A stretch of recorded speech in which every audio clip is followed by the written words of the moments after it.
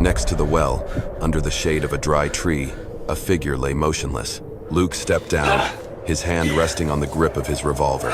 As he got closer, he saw it was an Apache woman, tall, powerfully built, one leg twisted at an unnatural angle, dried blood crusted around the leather legging. Her sun-darkened face was smeared with dust, her lips cracked and dry. She was still breathing, faint but steady.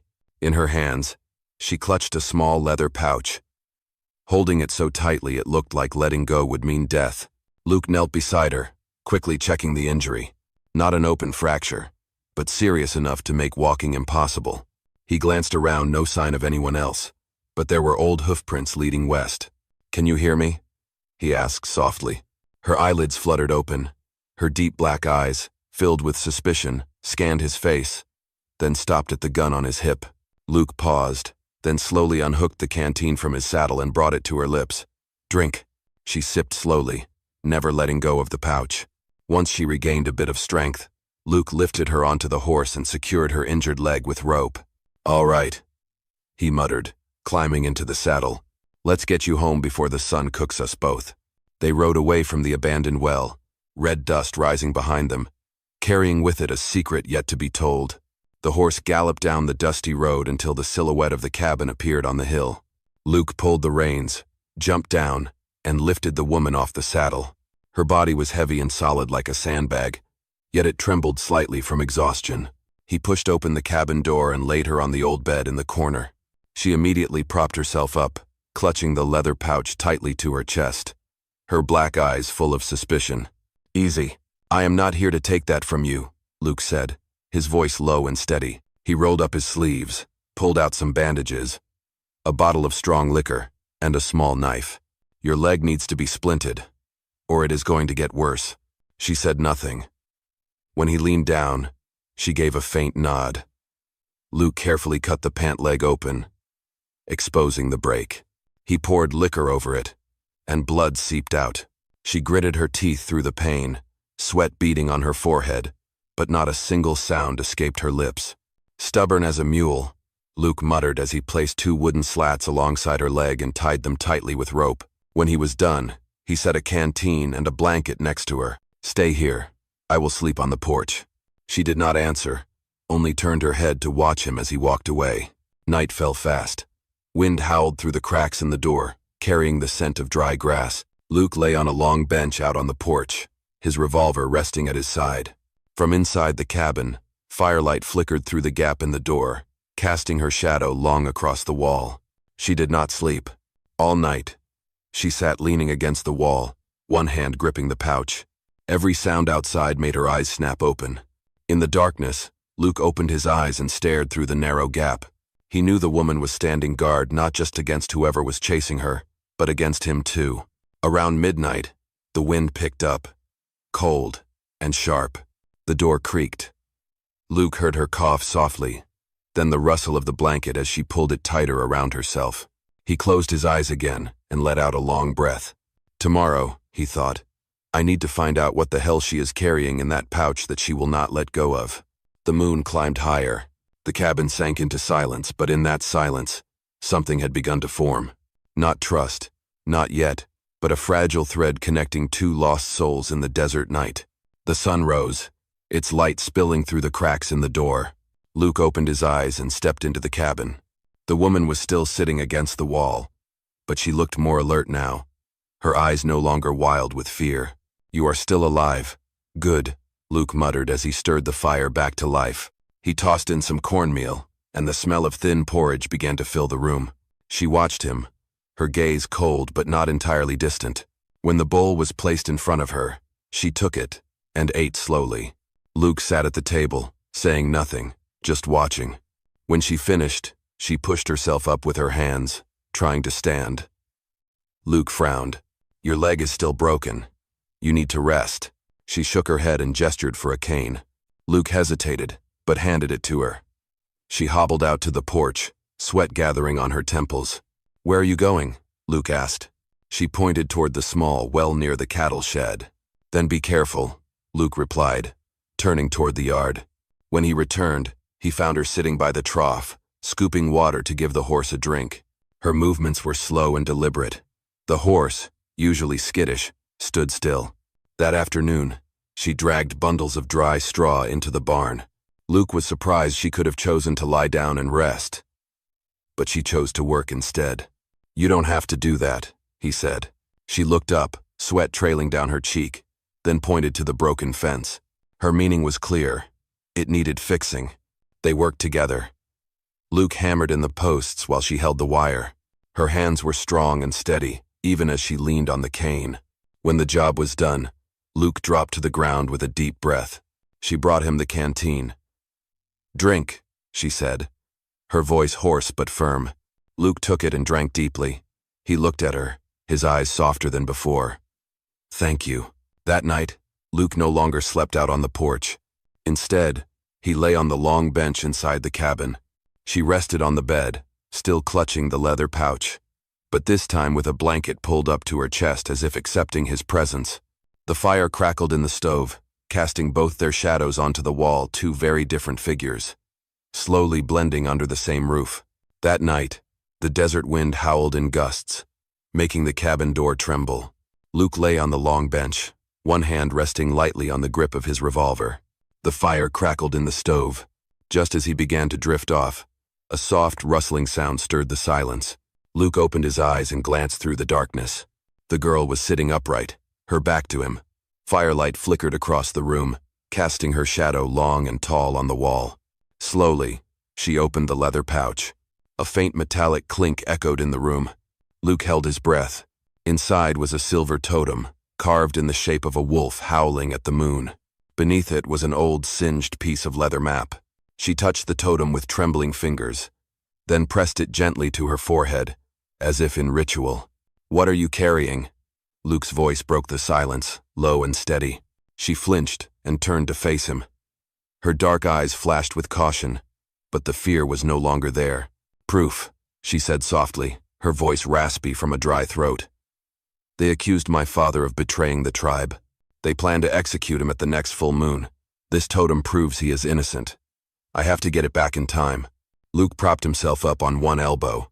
"And the men chasing you? They want it. If I die, the truth dies with me." The room fell quiet.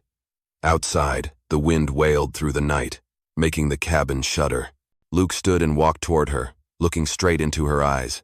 "Then you are not going anywhere until you are strong enough to stand. I will not let you die out here in the desert over that pouch." Her eyes blinked once, not from fear, but from surprise.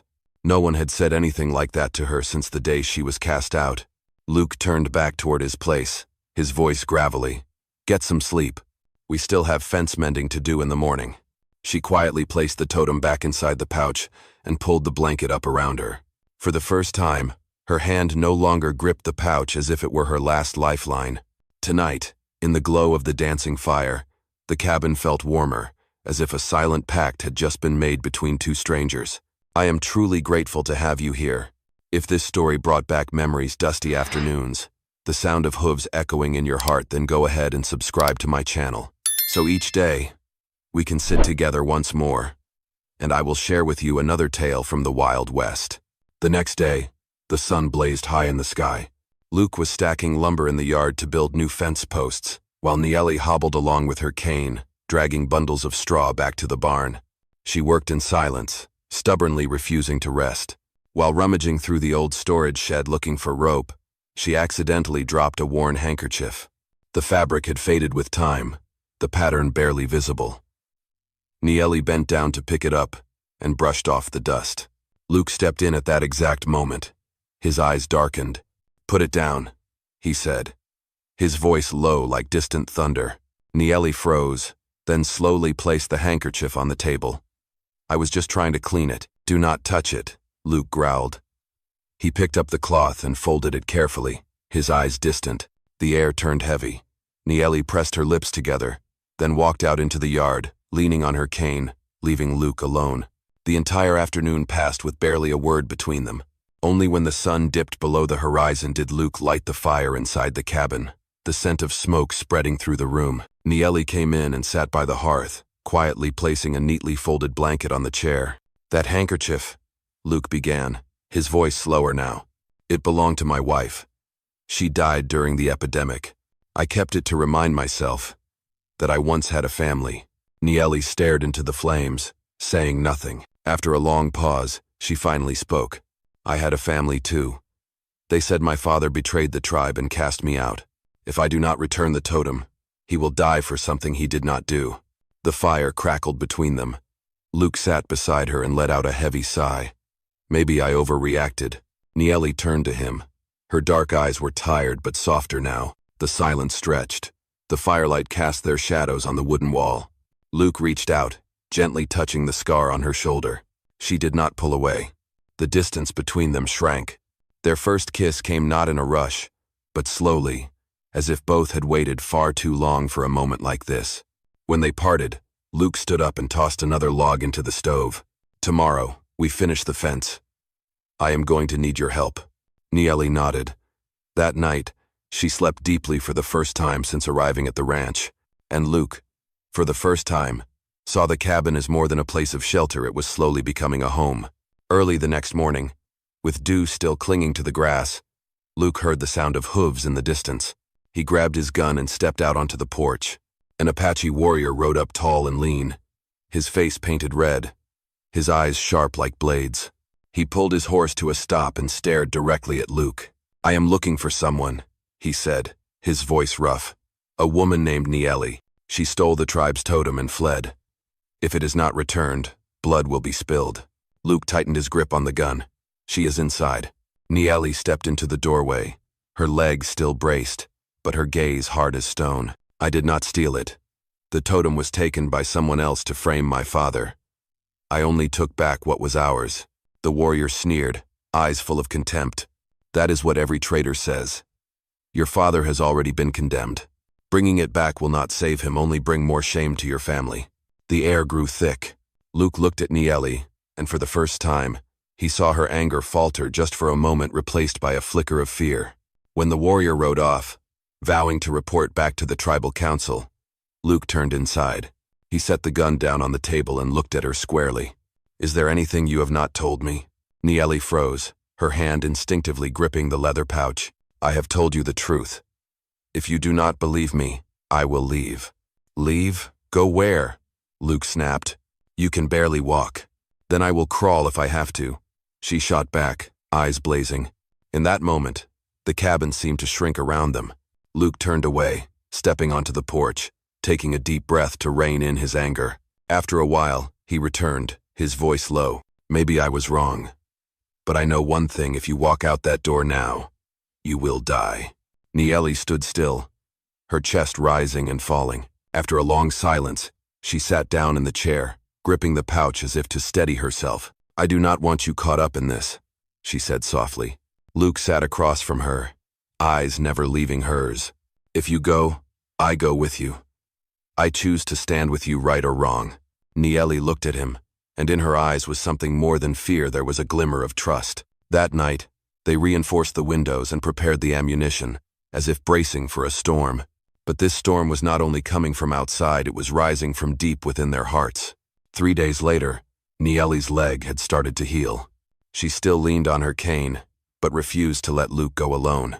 We have to bring the totem before the full moon, she said, her eyes fixed on the distant mountains where the tribal council would gather.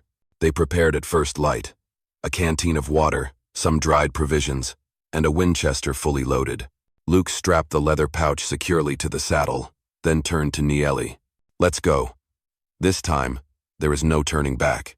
The road into the mountains was silent, broken only by the sound of hooves and the wind.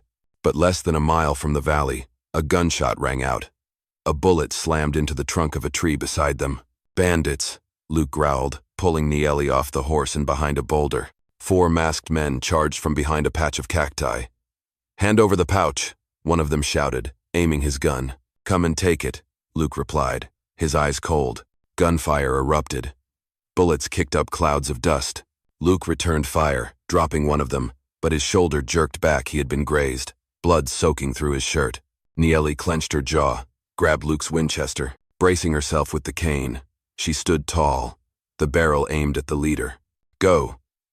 If you want to live, she said, her voice hoarse, but ringing like a command. The two remaining men exchanged a look, then dragged their fallen comrade and fled. Nieli dropped to her knees beside Luke and quickly tore fabric to bind the wound. "Can you still stand?" Luke gave a tired smile. "I promise to get you there. I am not dying yet." They pressed on until the firelight of the council circle appeared at the base of the mountain. The tribe stood in a solemn ring, their faces stern. Nieli stepped forward and handed the totem to the elder, recounting the entire truth. The silence was absolute. The elder took the totem, then gave a slow nod. "Your father will be spared.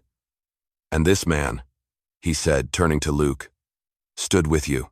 From this day forward, he is considered a friend of the tribe." Nieli turned to Luke.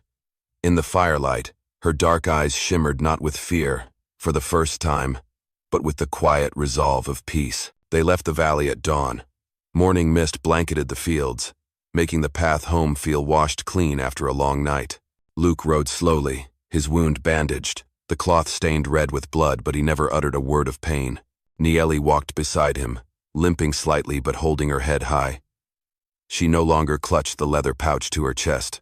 It now hung at her side, tied to her belt, as if the burden had become a part of who she was. When the outline of the cabin appeared on the hill, Luke let out a quiet breath. "We are home." Nieli paused, looking at the weathered frame. "Home?" Luke nodded. "If you want it to be." She did not answer. Instead, she stepped into the yard, removed the brace from her leg, and began picking up the boards that had fallen during the last storm. Luke watched her, a faint smile playing on his lips. In the days that followed, they worked side by side as if nothing had ever happened. Luke drove new fence posts. Nieli led the horses back, repaired the water trough. Each evening, they stopped work at the same time, sitting on the steps, sharing a drink of water silent, but no longer strangers. One evening, Luke hung the Winchester on the wall, as if drawing a line under the days of waiting for danger. Nieli sat near the fire, her dark hair down, her gaze softer than ever before. "I used to think I had nowhere to go back to," she said gently. "But this place, it no longer feels temporary." Luke sat beside her, his calloused hand resting over hers. "If you stay, we start over. Together." Nieli nodded, a rare smile passing across her lips. Spring arrived. The grasslands turned green again, stretching wide and alive. A new garden was planted. The cattle grew fat once more. The cabin was now filled with the sound of hammering wood, the splash of water pails, and even the occasional laughter carried on the breeze. One golden evening, as the sun set low, Luke stood on the porch, arms folded. Nieli stepped out and leaned against his shoulder. Together, they looked out over the horizon where the sun dipped behind the hills. "We managed to keep what mattered most," Luke said softly. Nieli smiled. "Freedom and a home."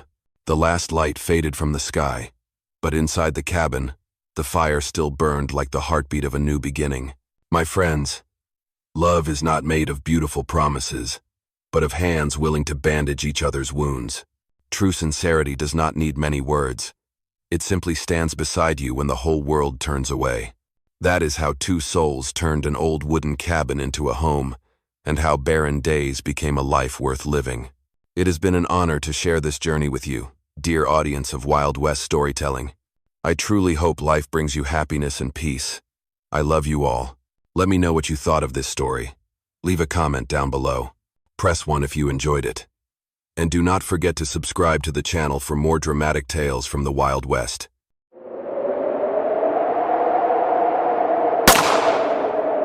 The blizzard came crashing down as if it wanted to erase every trace of human life. Eli Carver, a poor rancher, pulled his tattered wool coat tighter around himself, leading a scrawny horse and hunching forward against the wind with Lila, his 7-year-old daughter. "Daddy, I cannot see the road anymore. Hold on to my hand, sweetheart. The wind will pass soon." Just then, the horse stopped abruptly. At the bottom of the slope, lying still in the white snow, was a motionless figure, black hair covered in frost, sun-kissed bronze skin, and a neck bound by a rope that had snapped halfway. Eli knelt down and pressed his hand to her neck. "She is still breathing." He did not ask who she was. He simply lifted her onto the horse and covered her with the last piece of hide he had. Daddy, is she an Apache? Yes. But tonight, she is just someone who needs to live. The wind howled. They struggled through the snow, heading toward a small cabin tucked beneath the cliff. When the wooden door finally shut, the first flame flickered to life in the stove. The Apache girl lay motionless, her strong shoulders marked with whip scars, her sinewy hands trembling faintly in a fevered sleep. Eli pulled a blanket over her, while Lila sat close to the stove, whispering with a shiver, "Daddy." "She looks like a statue," he replied softly. "Yes, but even stone statues need fire to survive." The storm still howled outside, but inside that old, weather-beaten cabin a small flame of compassion had been lit in the middle of a storm shaped by fate. The small cabin was pitch dark, with only the sound of wind howling through the wooden roof. Eli laid the woman down on the bed. Her skin was cold as stone. He wrapped a blanket around her and rubbed her hands gently with warm water. Lila sat near the stove, shivering as she watched, her voice barely a whisper. "Is she going to die, Daddy?" Eli answered softly, "Not yet. If we keep the fire going, she will pull through." The fire burned low. All night, the father and daughter took turns watching over her. Outside, the wind howled like a wild beast. Around midnight, the woman stirred. Eli leaned in, her dark eyes opened deep and fierce. He spoke gently. "Do not be afraid. You are safe now." She looked around, breathing heavily. "Why did you save me?" "Because no one deserves to die out in the snow," Eli replied. She said nothing. Her breathing slowed. Eli scooped up some porridge and fed her small spoonfuls. Lila stood close by, her tiny hand gripping the corner of her father's coat. When she finished eating, Eli said, "Get some rest. The wind will quiet down soon." She looked at him, her voice hoarse. "I will not forget this." He simply replied, "You do not have to. Just live." By morning, the sky had cleared. The first rays of sunlight slipped through the cracks in the wooden door. Eli awoke to find the bed empty. The Apache girl was gone. No sound of footsteps, no goodbye. On the table, there was only a copper bracelet engraved with the image of an eagle. He picked it up, his fingers brushing the metal, which still held a trace of warmth. Outside the door, the wind carried the scent of melting snow and fresh earth. Lila stepped up, her voice still sleepy. "She is gone, Daddy." "Yes. Someone like her never stays in one place for long." "Will she come back?" Eli looked out at the vast white field. "Maybe." When the wind changes, he hung the bracelet by the door, where anyone who entered would see it. Not as a keepsake, but as a reminder that kindness is never truly lost, even in a land buried beneath the storm. 3 weeks passed. The wind now carried the warmth of spring. Eli kept working alone, mending fences, chopping wood, tending to a few scrawny cows. Lila ran around the yard, singing to herself, always brushing her fingers against the copper bracelet by the door each time she went in or out. She would say, "Daddy, when the eagle comes back, she will return." Eli only smiled. "Yes." When the wind changes, one afternoon, the sound of hooves echoed in the distance. Not just one. Several. Eli stood up, his hand gripping the handle of his axe. On the hill, 5 Apache riders appeared, mounted on black horses, approaching slowly and silently. Dust, rising with every step. The one in front dismounted tall, broad-shouldered, wearing a leather coat embroidered with tribal patterns. He did not reach for a weapon. Instead, he pulled a rolled piece of tanned hide from his bag and handed it to Eli. "She told us to bring this to you," he said, voice deep and firm. Eli unrolled it. Inside was the emblem of the Eagle tribe, the same symbol engraved on her copper bracelet, and a note, written in bold, strong strokes. "My name is Naola. I am not a runaway. I am the heir to the land of Ash Mesa, the place where you saved me from death. I am inviting you there, not out of gratitude, but to build a true ranch together. You have strength. I have land. You bring the fire. I bring the wind. Together, we will build a place where both white and Apache people can live. Not a charity, but a partnership." Eli read it over and over. Lila tugged on his sleeve, her voice excited. "Daddy, is she asking us to be friends?" Eli smiled. "Not just friends, sweetheart. She is asking us to begin again." He looked toward the riders. "Where is she now?" The Apache man replied. "She is waiting at Ash Mesa, where the 3 old cacti stand." Eli nodded, gripping the letter tightly. The wind rose, swirling dust and grit around his worn boots. He knew this was not a love story. It was the beginning of something bigger. A new piece of land, where a poor white man and a strong Apache warrior would build something the West had never seen before. Trust. The road to Ash Mesa was long and rocky. The horse trudged forward, tired, red dust clinging to their clothes. Lila sat behind her father, yawning as she looked into the distance. "Daddy, are you sure she is really there?" Eli gave a soft nod. "If she said she would wait, then she will wait." The sun began to sink. Far ahead, 3 old cacti leaned into the golden sunset. Behind them lay a wide stretch of land, with newly built fences, a few leather tents, and kitchen smoke rising into the sky.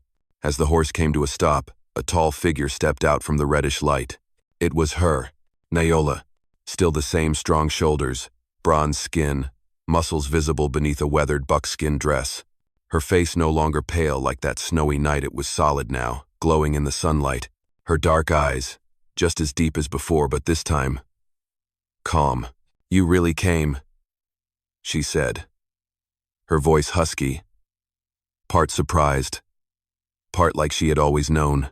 Eli dismounted, unfastening the reins. "I always keep my word."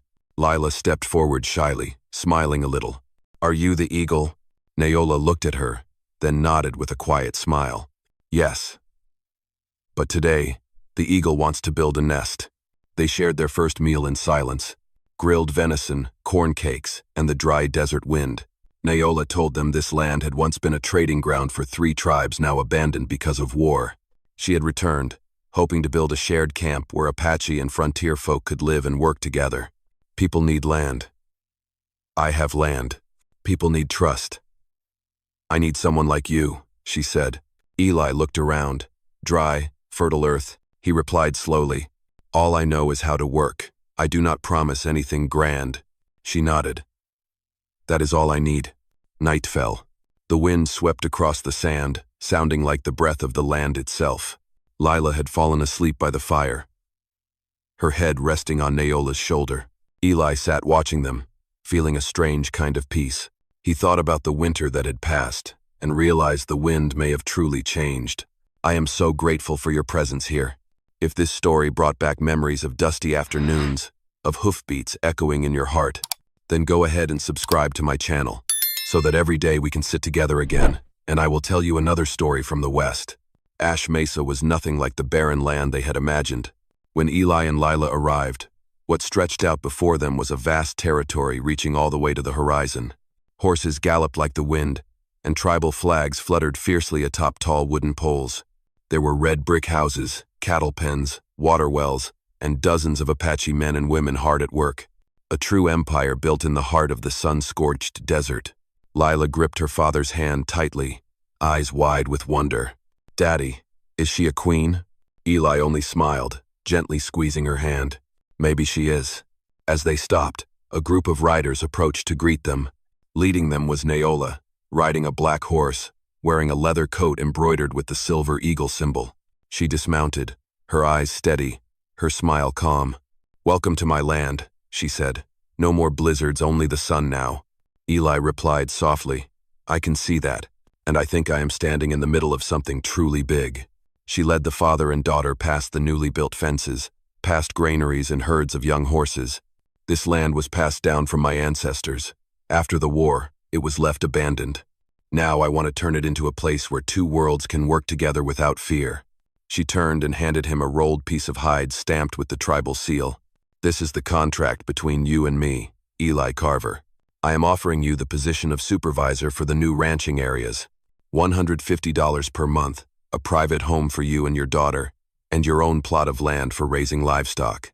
This is not charity. This is a partnership." Eli looked at the paper, then back at her. "You really believe I can do this?" Naola nodded. "I do not trust easily. But I owe you my life, and more importantly, I need someone decent like you." Lila stood beside them, her eyes shining. "Daddy, do we have a new home now?" Eli smiled, soft as the breeze over prairie grass. Yes, but this time, it is a home for both worlds. They shook hands. No ceremony, no grand speeches, just two people who had once been lost, now standing together in the red dust, choosing to believe that kindness can build something stronger than any fortress. 3 weeks after the agreement was signed, Ash Mesa had completely transformed. New fences were in place, deeper wells had been dug, and the cattle pens were bigger. Eli worked from dawn until night. Lila's laughter echoed across the ranch. She had learned to ride a small horse, her hair tied with a strip of leather braided by Neola. Everything seemed peaceful, until one afternoon.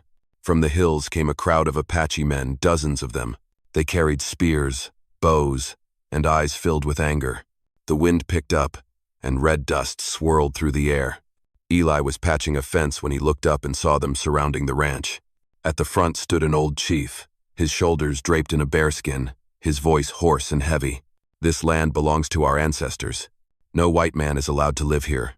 Lila, frightened, clutched her father's hand. Eli remained calm, speaking slowly. "I did not come here to take land. I am just working. Neola invited me." Voices stirred through the crowd. A younger man shouted, "She betrayed her own blood. We do not need the pity of white men." The camp roared with unrest. Eli moved his daughter behind him, gripping the handle of his shovel. He did not want to fight, but he would not back down. Just then, the sound of hooves rang out. Neola appeared, riding her black horse. Hair flying in the wind, sunlight burning across her sun-bronzed shoulders. She charged straight into the circle, reined in her horse, and shouted, "Enough." Silence fell. Only the wind and heavy breathing remained. She looked around, her voice clear and firm. "This man saved my life. On a stormy night. He did not ask who I was, he only knew I was dying. I invited him here, not out of debt, but out of trust." She pointed to the red earth. "This is the land of our ancestors. But if they were here today, they would ask, why would we drive away the one who brought fire to warm us?" No one answered. The desert wind swept through, lifting red dust around the hooves of her horse. The old chief slowly lowered his spear. "We will trust you just this once," he said. Then the group turned and left, silence stretching in their wake. Eli exhaled, releasing the handle of his shovel. Neola dismounted, looked at him, and spoke in a low, steady voice. "Now you see. Around here, trust costs more than gold." He replied quietly. "Then we pay with hard work." She gave a rare, soft smile. The hard work of two people might just change an entire land. Spring arrived slowly. After months of red winds and dust, Ash Mesa was now painted in green. Grass grew along the fences, water rose clear in the wells, and young horses galloped freely across the fields. A newly built wooden house stood on the slope, its chimney smoke rising every morning. Eli still woke early. He kept his routine of brewing strong black coffee, then stepping outside to watch the sun come up. Now, there was no more swirling dust, only the sound of roosters crowing and Lila's laughter echoing from the barnyard. She was playing with a group of Apache children, running and calling out, "Daddy, Miss Neola says we are having a feast today for the first grass of the season." He smiled. It had been a long time since he had seen his daughter this happy. As evening fell, Neola arrived. She wore a dark buckskin dress, her hair loose, sun-browned shoulders glowing in the sunset. "The grass is good now," she said. "The cattle will be strong this year." Eli nodded. "It is all thanks to you." She gave a soft laugh. "Thanks to the land. I only listened to it." They walked together along the narrow stream that crossed the field. Neither said much, just the sound of water trickling and wind passing gently through their hair. Eli glanced at her, his gaze softening. "You know, I never thought I would live on Apache land and feel this at peace." Neola looked into the distance, her smile quiet, her voice low. "And I never thought I would trust a white man and not be afraid." They were silent again. Then both laughed, a real, gentle laugh, like two people who had finally realized they were no longer standing on opposite sides. That night, the ranch held a small feast. Drums and flutes rang out. The fire burned bright in the middle of the crowd. Lila danced in circles, holding wildflowers, then placed them in Neola's hair and shouted, "She looks just like the mom I see in my dreams." Eli froze for a moment, and Naola lowered her head slightly, saying nothing. The firelight lit up her face strong, gentle, and somehow warmer than ever before. After everyone had gone to sleep, she came to sit beside him on the wooden steps. The moon hung high, casting silver light across the fields. She spoke softly, almost as if afraid the wind might hear it. "Eli, you are not going anywhere, are you?" He looked at her, his smile quiet and a little sad, but warm. "You know me by now. I do not have anywhere else to go." They said nothing more, just sat beside each other, listening to the crickets and the night wind, as if Ash Mesa had been home to both of them for a very long time. 1 year had passed since the blizzard brought them together. Ash Mesa had changed completely. Fields of grass stretched all the way to the distant hills, and the wells were so clear you could see the bottom. Children ran and played everywhere, white, bronze, black, and no one cared anymore. Apache families, settlers, people once cast aside by society. They had all found their way here. They called this place the home of two worlds. Eli leaned on his rake, watching the cattle graze peacefully. Across the field, Naola rode by, her black hair flying in the wind, her sun-bronzed shoulders glowing in the golden light. She dismounted and tossed him a leather pouch filled with corn seeds. "Plant this new strip," she said. "The land here seems to like your hands." Eli chuckled as he caught the bag. "And you seem to like giving orders." She laughed. "Someone's got to keep you working." From afar, Lila came running, holding a bunch of wildflowers, laughing brightly. "Daddy," Miss Naola said yes today. Eli looked at her, surprised. "Said yes to what?" Naola glanced over, wearing a rare, shy smile. "To your proposal last night." Lila jumped with joy, squealing like a little bird. News spread through the ranch, and everyone celebrated. That evening, they built a large fire circle in the field. No ceremony, no strong liquor, just a circle of people holding hands, singing an old song of the Eagle tribe. Eli and Naola stood in the center, firelight dancing across their faces, a white man and an Apache woman, both looking forward toward the future.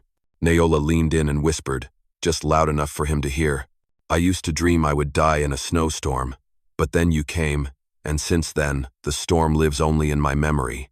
Eli took her hand, his voice low and steady. "And I used to believe I would never find a home again. But now I have."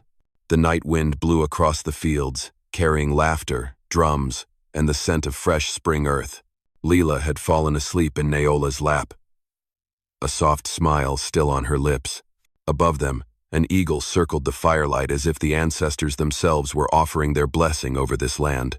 From that day forward, people would say, at Ash Mesa, if a lost soul ever wanders through, they will always find a place by the fire, a warm meal, a soft blanket, and someone ready to listen to their story.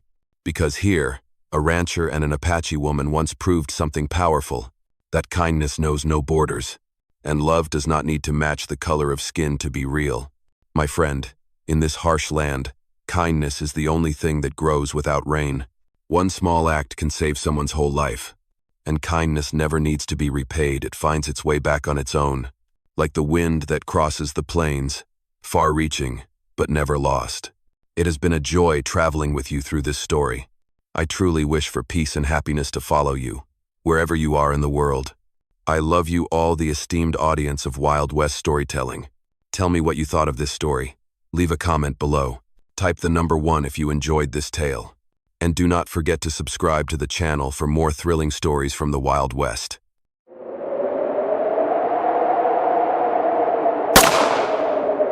The blizzard slashed across the ground like 1,000 blades. Elias Holt was dragging himself through the canyon. His leather coat was in tatters, he was limping, and blood was staining the snow.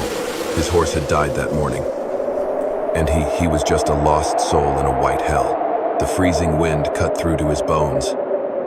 His vision blurred, everything tilted. He collapsed beside a boulder, thinking this would be it, where his name would vanish forever. Then, through the howling wind, a figure appeared. A tall Apache woman, muscular.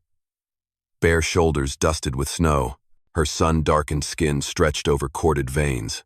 Her eyes burned like coals in the white storm. She leaned down, looked at the man about to fall.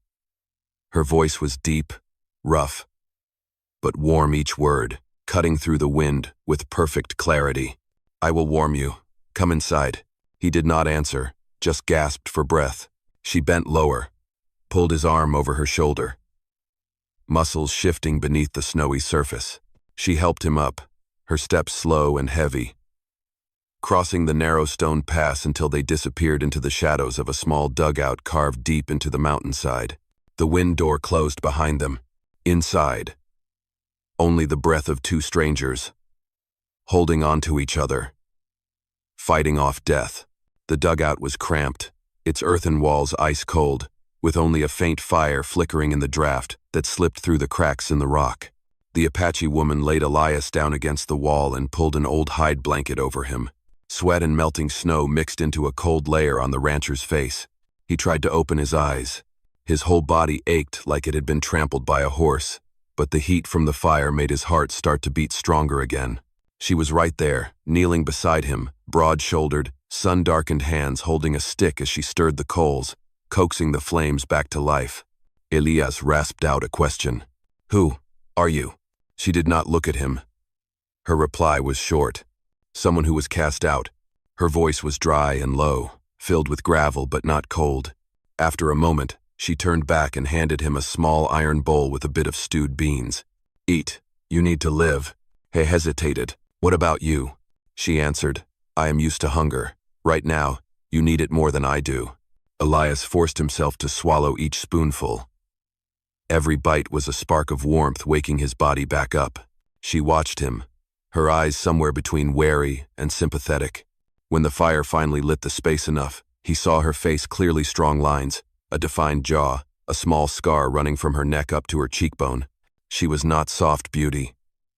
She was the kind of beauty that endured. Elias whispered, "I owe you my life." She replied, "Do not owe me anything. Just do not tell anyone you saw me." "Why not?" She raised her head, firelight dancing in her deep black eyes. "Because my tribe wants me dead. I gave food to white men during the famine. To them." That was betrayal. The room fell silent. The fire crackled like memories crashing into both their pasts. Elias looked at her hands, calloused, bleeding from dragging him through the storm. "You could have killed me, but you saved me instead. No one deserves to die alone," she said, her gaze slow and steady. "Not even a rancher." After a while, the wind howled through the cave's mouth. The flames tilted. She stood and added more wood. "Sleep," she said softly. "The storm is far from over. I will keep watch." Elias gave a slight nod, letting the fire and the sound of her breath carry him into a blurred dream. Outside, the snow kept falling slow, thick, and silent. Inside the dugout, there were only two people, one the world had left behind, and one who never thought he needed saving. Neither of them knew that from that night on, their lives had already begun to change course. The next morning, as the first light crept through the mouth of the cave, Elias woke up. The scent of campfire smoke still lingered, but the flames had long gone out. Taya, the muscular Apache woman with thick, tangled black hair, was sitting at the entrance, her bare back misted with dew, her eyes fixed in the distance as if waiting for something. Elias pushed himself up, bracing against the wall. "I am alive because of you." She did not turn around. "You are still weak. Save your breath." Outside, the wind began to rise again, and then, beneath the wind, a different sound. Hoofbeats. Taya shot to her feet, her ears sharp like a wild animal's. "Not wild horses," she said quietly. "They are here for me." Elias followed her gaze. 10 riders were emerging from the white mist, their horses' breath rising like clouds. She grabbed her makeshift spear, her voice dropping low. "Go inside. Hide." "Who are they?" "My people." "But they will kill you if they see you." Before he could react, she pushed him behind a rock wall and pulled the hide blanket over him. In that instant, he saw the muscles in her shoulders and back tighten like drawn bowstrings. A woman strong enough to face the world alone, just to protect a stranger. Outside, the hoofbeats stopped. A man's voice rang out deep and firm. "Taya, we know you are in there." She drew a deep breath and stepped out of the cave. Her hair whipped in the wind, her black eyes like mountain stone. "I am here, alone. A white man passed through these lands. Did you see him? She gave a soft laugh, tinged with both scorn and sorrow. I saw a dead wolf, a dead horse, and a lot of snow. That is all. One of the warriors lowered his bow. Suspicion in his eyes. You have saved white men before, Taya. Do you think we will believe you? She stepped closer, face to face, her voice steady and low. Believe what you want. But take one more step, and this place becomes a grave for all. Silence. The wind howled louder. The warriors looked at one another, then pulled their reins. The lead horse turned, and the whole group faded into the white fog. Only when the hoofbeats had disappeared did Taya sink to her knees. Hands still clenched around the spear. Elias stepped out, gently touched her shoulder. She flinched, then turned, but her eyes softened when she saw him. You just risked your life for me. Taya exhaled, her voice hoarse and low. No, I risked it for what I believe is right. They looked at each other. Nothing more needed to be said. In that small dugout, something had taken root, not love, but the first spark of trust between two people who had once lost everything. 3 days later, the snow stopped. Pale light filtered through the cave's opening, casting a glow on moss-covered stones. Elias woke up. His shoulders still ached, but his breathing had grown steady. He heard the sound of a blade scraping against stone, steady, patient, unhurried. Taya sat in the corner, broad shoulders and strong arms slick with sweat. Even though the air was still cold, she was sharpening the tip of her spear, her black eyes focused, brow furrowed. Firelight danced across her body, a living bronze statue in the heart of winter. Elias asked softly, "You have not slept?" She did not look at him. Sleep is a luxury when someone else is lying unconscious. Her voice was low and rough, but beneath it, there was a gentleness he had never heard before. After a moment, she tossed him a strip of dried meat. "Eat. Morning has come. We need to go out and see if the ground has thawed." Elias caught it and took a small bite. "Thank you." She gave a quiet grunt. "I did not save you to be thanked. I saved you because I do not want anyone to die at the hands of snow." Outside, the snow had melted into streams, trickling down from the cliffs. She led him out, one slow step at a time. Elias leaned against the rock, his legs still aching, but the sunlight brought color back into the sky. Taya knelt, touching the cold, wet soil. "I will plant here." "Plant what?" "Beans. Or barley. The next season will come sooner than you think." Elias raised an eyebrow. "You think you will still be here?" She met his gaze, pride burning in her eyes. "If you want to leave, then go. But I am done running." He said nothing. For the first time, he felt small beside this woman's resolve, an Apache girl cast out by her tribe, now teaching him how to stand tall amid ruins. They dug the earth together, set traps near the stream. She showed him how to track game, skin hides, and keep warm with moss-fired embers. Elias taught her how to repair a rifle barrel, read a map, and build a fence with old wire he had found in a forgotten saddlebag. When the sun dipped low, they sat beside the fire in silence. Taya asked quietly, "Did you ever have someone waiting for you back home?" Elias stared into the flames, his voice hoarse. "I did. But they are gone now. Like snow melting. Never coming back." She nodded, said nothing more, just reached out, tossed another log onto the fire. The flames flared, mirrored in the depth of her black eyes. In that cold world, there were no promises, no dreams, just two people, keeping the fire alive for each other. "I am truly grateful for your being here.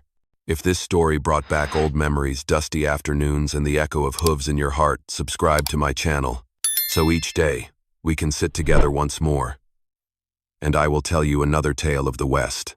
On the 7th morning after the storm, Elias heard birdsong for the first time. It was a simple sound, but to two people used to silence and cold snow, it felt like a promise of life. He was chopping wood at the mouth of the cave when Taya returned, her face tense, her steps heavier than usual. She set down a leather pouch filled with roots and berries, not looking at him. "Someone from the tribe saw your footprints near the stream," she said quietly. Elias paused, the log splitting in two under his axe. "They know I am here?" "Not yet, but they suspect. The rumors have started." He said nothing. A cold wind slipped through the mountain pass.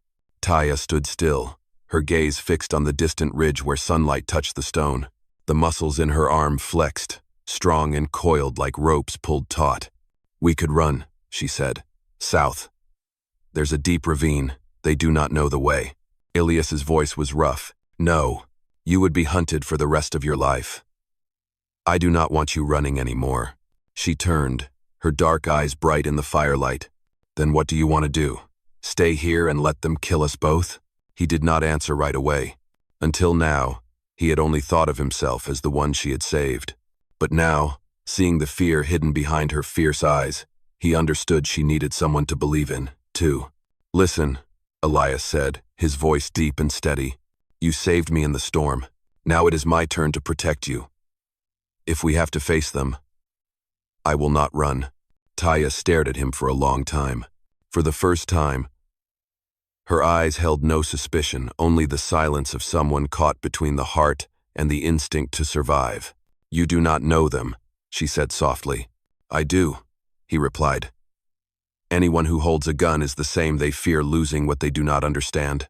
She pressed her lips together, then gave a small, slow nod. "Then, we prepare."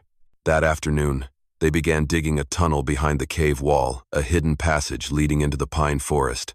Elias tied ropes and moved rocks, while Taya mixed mud with fibrous vines to craft a camouflaged hatch. Their bodies worked side by side, sweat and breath blending with the scent of earth. At night, as they rested by the fire, Taya spoke softly, her voice trembling yet firm. "You can still leave. No one would blame you. But if you stay, then this is no longer just shelter. This will be home." Elias looked at her. The fire flickered against her sun-darkened face, her scar, her eyes deep and dark as a canyon. He gave a slow nod. "Then, I stay." Silence, only the wind howling at the cave's mouth, and two people sitting there knowing that from this moment on, every choice would carry the weight of a vow. The 10th morning since Elias collapsed in the snow. The wind had shifted. No longer the skin-cutting cold now. It was the silence before another kind of storm. A storm of men. Taya sat on a boulder at the cave's entrance, her black hair whipping in the wind, muscles in her shoulders and arms tensed. Down in the valley, the dust of approaching riders began to rise. She knew they had come. Elias stepped out, his grip firm around an old Winchester rifle. "If there are too many, we can fall back through the rear tunnel," he said, voice low. Taya shook her head. "No, if we run, they will hunt you to the end. But if we face them, maybe.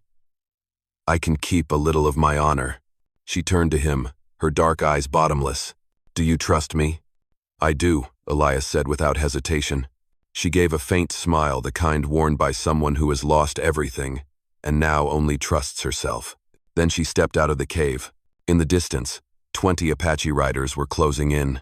At the front rode Chaska, the young warrior who had once been her cousin. They stopped before the dugout's entrance. "Taya," Chaska said, voice cold and stern, "the tribe has judged you. Helping a white man is betrayal." Taya did not blink. "Betrayal for saving a life? You have forgotten the law of the ancestors." "I have not forgotten," she replied. "I have simply chosen to keep the part of me that is still human." A cold gust passed through. The horses stomped, breath rising in pale clouds. Taya stepped forward, standing tall, her voice rising through the air.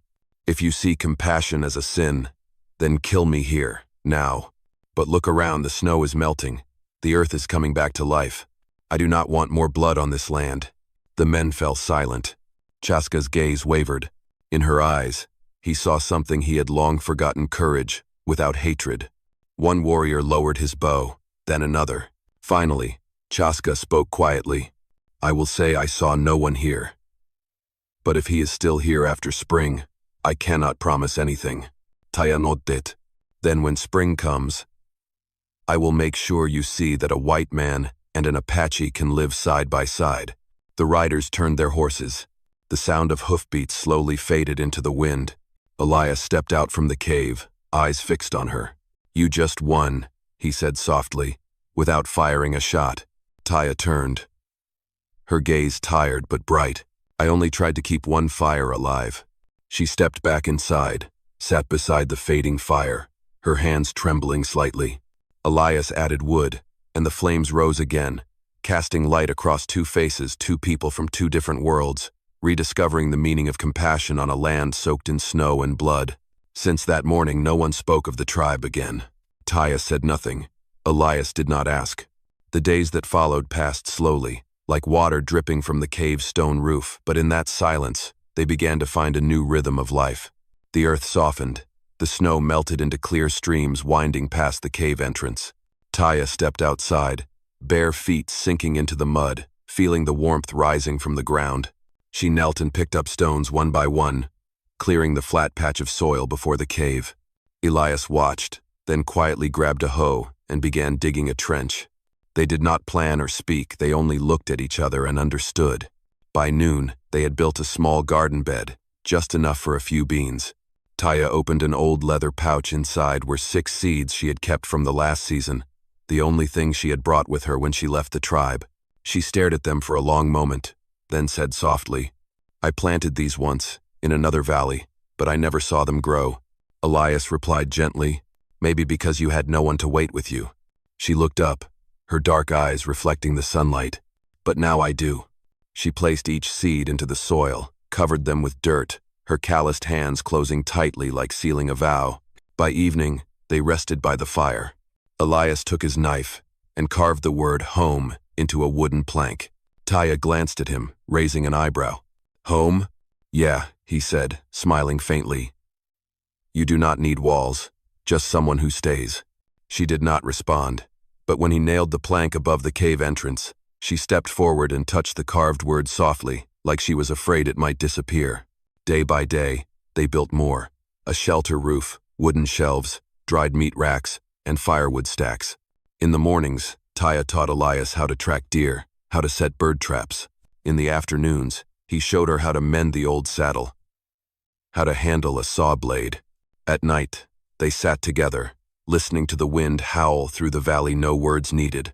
Only the crackling fire, and sometimes, a quiet laugh. One day while Elias was fixing the roof, she asked, "When the snow is all gone, are you going to leave?"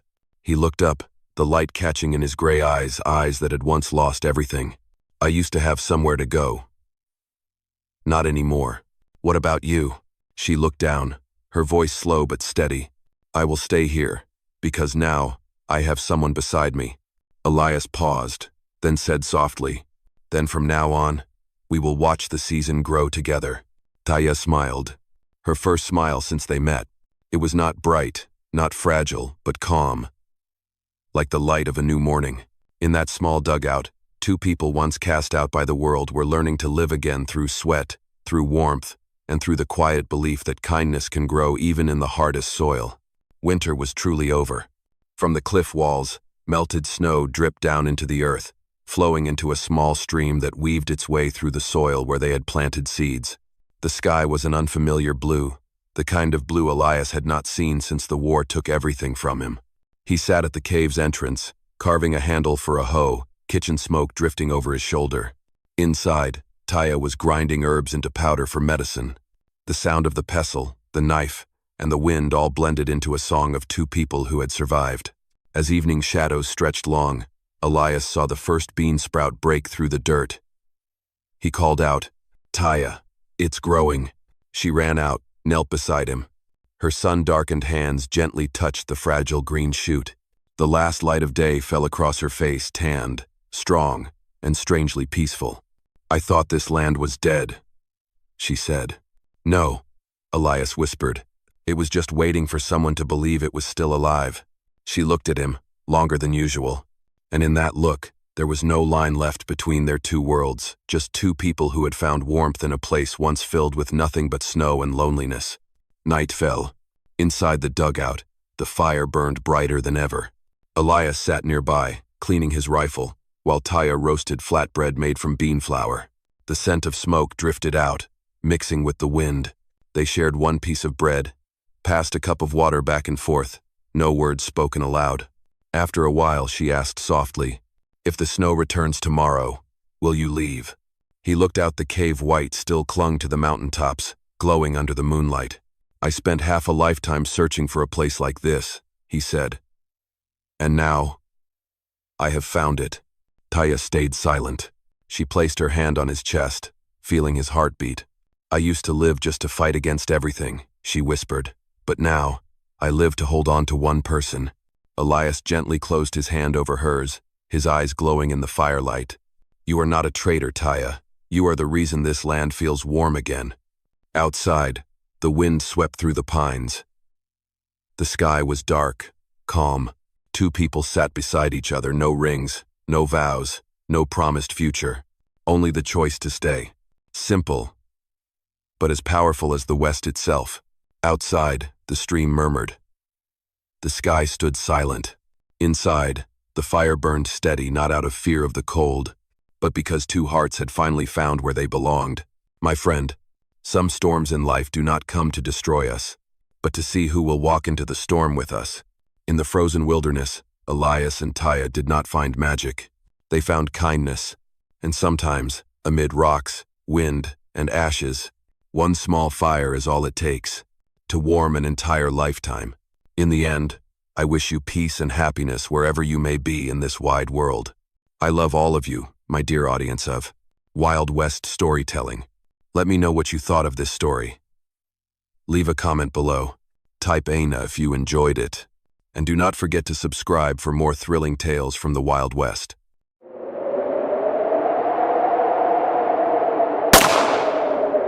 Among the black sand, under the silver moonlight, a woman collapsed. Her body was covered in sand. Her muscles were bleeding, and she was barely covered by a torn piece of cloth. Her hands trembled, and her breathing was so weak, it felt like there was only one last fragile thread keeping her alive. She opened her eyes, dark and deep like a stone abyss. Her voice was so faint it barely formed sound. "Take me away. I will be yours tonight. If not, I will die out here." Cole said nothing.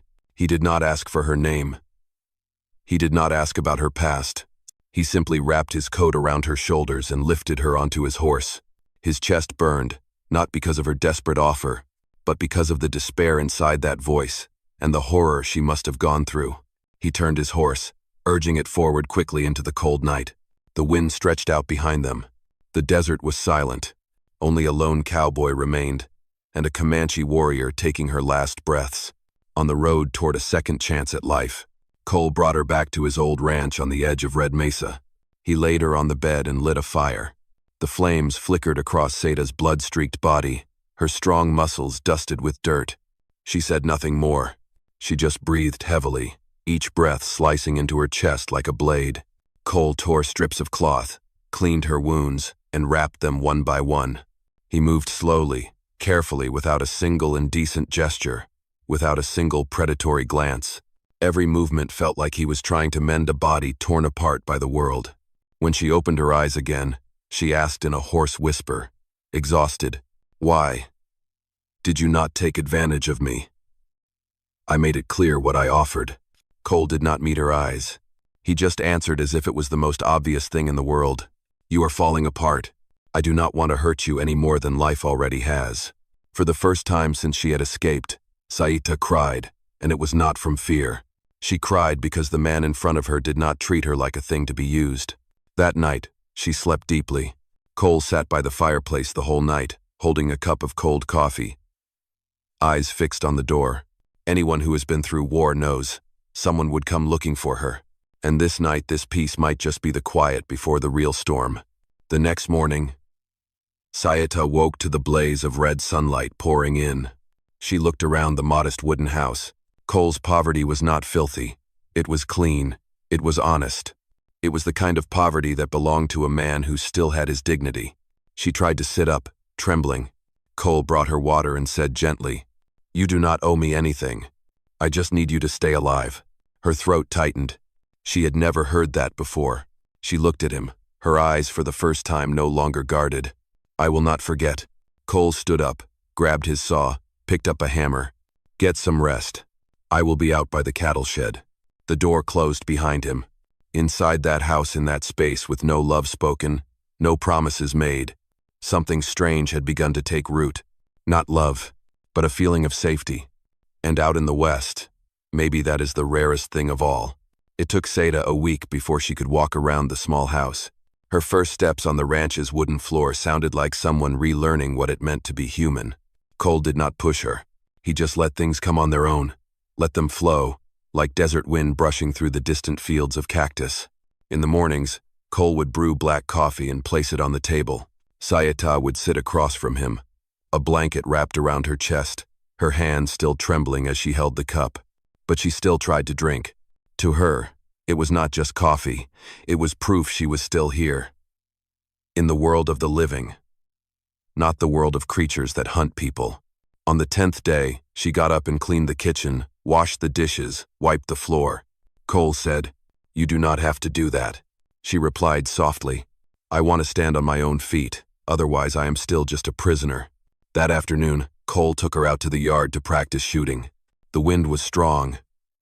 Sayata raised the Colt, heavier than she had imagined. The first shot missed the target completely. Cole said, "It is all right. I missed 100 shots before I hit one." She looked at him. "Were you ever afraid?" He was silent for a moment, then answered, "In war, everyone is afraid. The only difference is, some people can hide it, and some cannot." That was the first time Sayata saw Cole open a door inside his soul. Slowly, gently, no drama, no bitterness, just a man telling the truth of his life.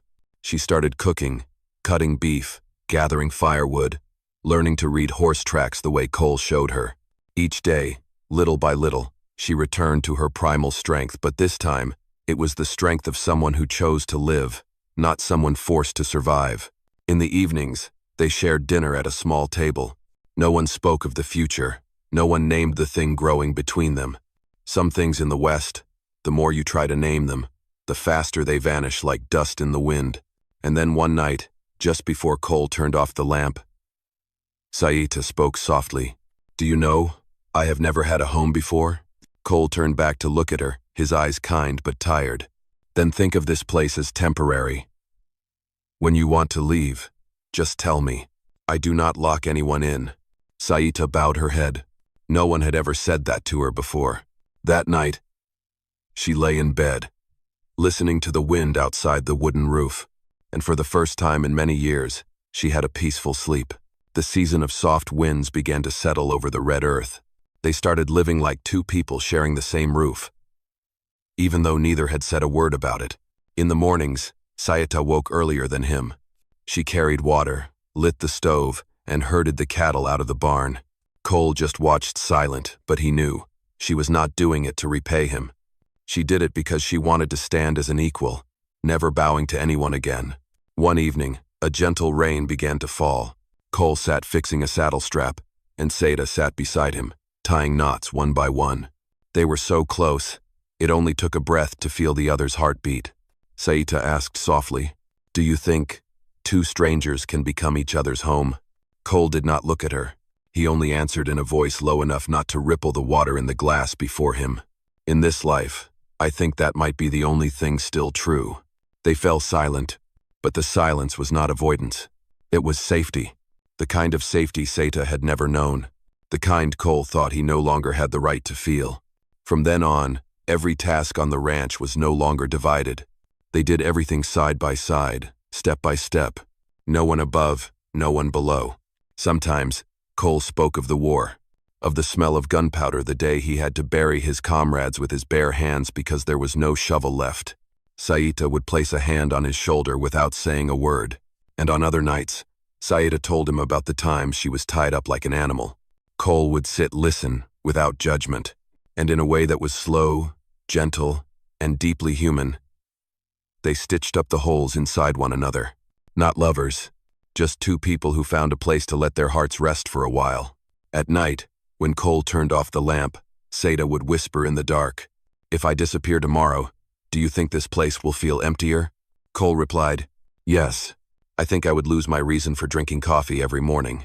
Sayata let out a small laugh, a laugh as quiet as two keys brushing against each other. But it lit up the entire house. From that moment on, there were no more borders between them. They might never give it a name, but both of them knew. This was home. Thank you for being here with me. If this story brought back memories of dusty afternoons and the sound of horse hooves echoing in your heart, subscribe to my channel.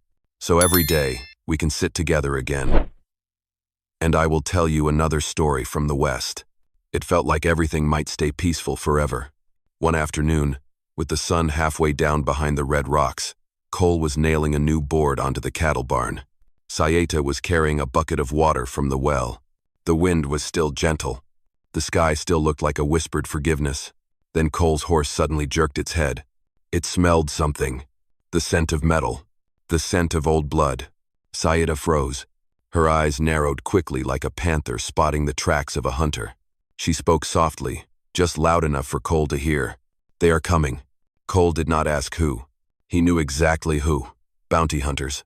The same men who once chained her like an animal. The sun dropped another notch. Sayeta opened the gun cabinet, pulled out a Colt, spun the cylinder. Her hands did not shake, but her breaths were deeper than usual. Cole placed a hand on her shoulder. "You do not have to fight alone anymore." That sentence, to Sayeta, was stronger than any army. Night fell. They turned the lights off early. They did not sleep. They sat in the dark, listening to the earth brushing against the wind and to the distant sounds of wild animals. Sayeta spoke slowly. "The day they caught me, I prayed to die more than once." Cole stared at the door, his eyes heavy like old trees. Some people die even while they are still breathing. Sayeta did not reply, but in her heart she knew, if Cole had turned away that night, she would not still be here. When the moon rose, they heard hoofbeats in the distance. Slow, heavy. Sayeta adjusted her shirt, tied the old torn cloth around her waist like a vow that her past would no longer drag her down into the sand. She said quietly, her voice rough like cracking stone, "Tomorrow. I want to end this. No more running." Cole answered, "Tomorrow, we do what needs to be done." Then the moonlight spilled through the wooden window, casting the two of them like shadows standing on the line between life, death, and freedom. Out here in the West, the scariest thing was not the bounty hunters. It was two shattered souls, who now knew how to stand beside each other, and were ready to fight life. For the very first time, the next morning, there was no sunlight. The entire sky was covered in a layer of red dust, like ashes from an old battlefield. Sayeta stood in front of the barn, her hand resting on the Colt at her hip. Cole stood beside her, quietly adjusting the gun belt around his waist. No one spoke, because both of them knew today would not be like any other day. The sound of hooves echoed, again and again. 3 figures appeared on the edge of the hill, the same men who once chained her like an animal. They stopped their horses at the ranch gate, faces twisted in that familiar arrogance of men who believe they have the right to put a price on a woman. The leader sneered, "Well, Comanche, you are looking healthier. I came to take back what belongs to me." Cole stepped forward half a pace, his voice steady and low. "She does not belong to anyone." The man laughed, throwing his head back. "You think a cowboy like you can stop me?" No one said anything else. The dry ground, the desert wind whipped up red sand like a sideways rain. Then violence came fast. Horses screamed. Gunfire exploded. Cole dropped the man on the right with a single shot, clean, cold, and precise like someone who had fired in war. The second man panicked, pulled a knife, and lunged at Cole. Sayeta took one step forward. She did not flinch. She simply raised her gun and pulled the trigger. The bullet whizzed past the leader's ear and slammed into the wooden post behind him. The red dust lit up in a long streak across the air. She did not kill. She warned. But that warning was heavier than death. The leader froze because he understood. The woman he once saw as an object was now 1,000 times stronger than him. Strong because she was no longer afraid. Just then, the sheriff rode in, having waited in ambush after Cole's letter the night before. He tied them up and threw them onto the wagon. The sheriff leaned in and said quietly to Cole, "Not many people protect what is right when no one is watching." Cole just shook his head. "I am not protecting honor. I am protecting someone who survived." The sheriff nodded, and the wagon rolled off into the red dust. The barn door closed. The wind settled, as if the fight had never happened. Sayeta stood for a long moment, then dropped her gun to the ground. Cole placed a hand on her shoulder lightly, like placing a hand on a wild animal just freed from its chains. She took a deep breath and spoke. Like setting herself free, "I do not owe them anything anymore. Cole looked her in the eye, calm and steady. No. From now on, you only owe yourself to live in a way that is worthy. The storm of life had passed, and now, spring was coming. The next morning, the sky over Arizona turned a strange, brilliant blue. Sayita opened the ranch door and stood watching the distant fields, the sunlight shining on every strip of land, as if the earth itself was learning how to breathe again. She walked barefoot across the still damp ground, and it felt like every step she took was a step back into her own body, into her true soul. No longer priced. No longer called by the name the bounty hunters had given her. Just Sayita, a human being. Cole was quietly repairing the barn roof. He hammered each nail, fitted each plank, like a man used to rebuilding everything that had once fallen apart in his life. At noon, Sayita brought out a handful of seeds into the yard. She said, "I want to plant something. Something that can last here longer than fear." Cole looked at her and gave a slight nod. This land would be good for spring grass. Sayita smiled just a little, and in that moment, he saw her as beautiful, in the strongest way a person can be beautiful. The kind of beauty that comes from standing up after walking through hell. Days later, word began to spread. Women who had lost their families, men pushed off the frontier, a few children no one had claimed, started showing up at the ranch of Cole and Sayita. They did not come begging. They came to work, to trade shelter for a chance to live. Cole would ask each of them softly, "You have nowhere else to go?" Most answered the same way, "No. But if this land allows people like us, we will earn our place." Sayita turned no one away. She made no promises. She simply said, "Here, everyone has a place." And so, one by one, night by night, fire by fire, the ranch began to grow. More tents went up. People who had lost all hope began laughing again over dinners that smelled of coffee and cornbread.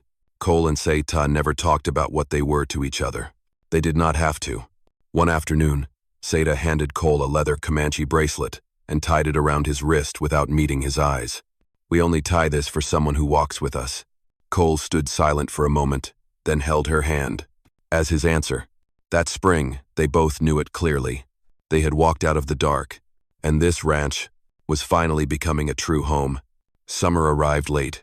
The ranch of Cole and Sayita was no longer just a tiny cabin among the red rocks. It had become a community. Women who had lost their husbands, men who had lost their land, children who had been abandoned. One by one, they came to this place. They set up tents, planted beans, patched up the barn, built fences, carried wood, and laughed together over dinners that smelled of coffee and burning pine. No one asked about the past. They only asked, "What part should we start on tomorrow?" And that alone made the West kinder than it had ever been before. Cole and Sayita did not speak love in the way the world was used to. They were not the kind to make promises beneath the stars or whisper vows into the wind.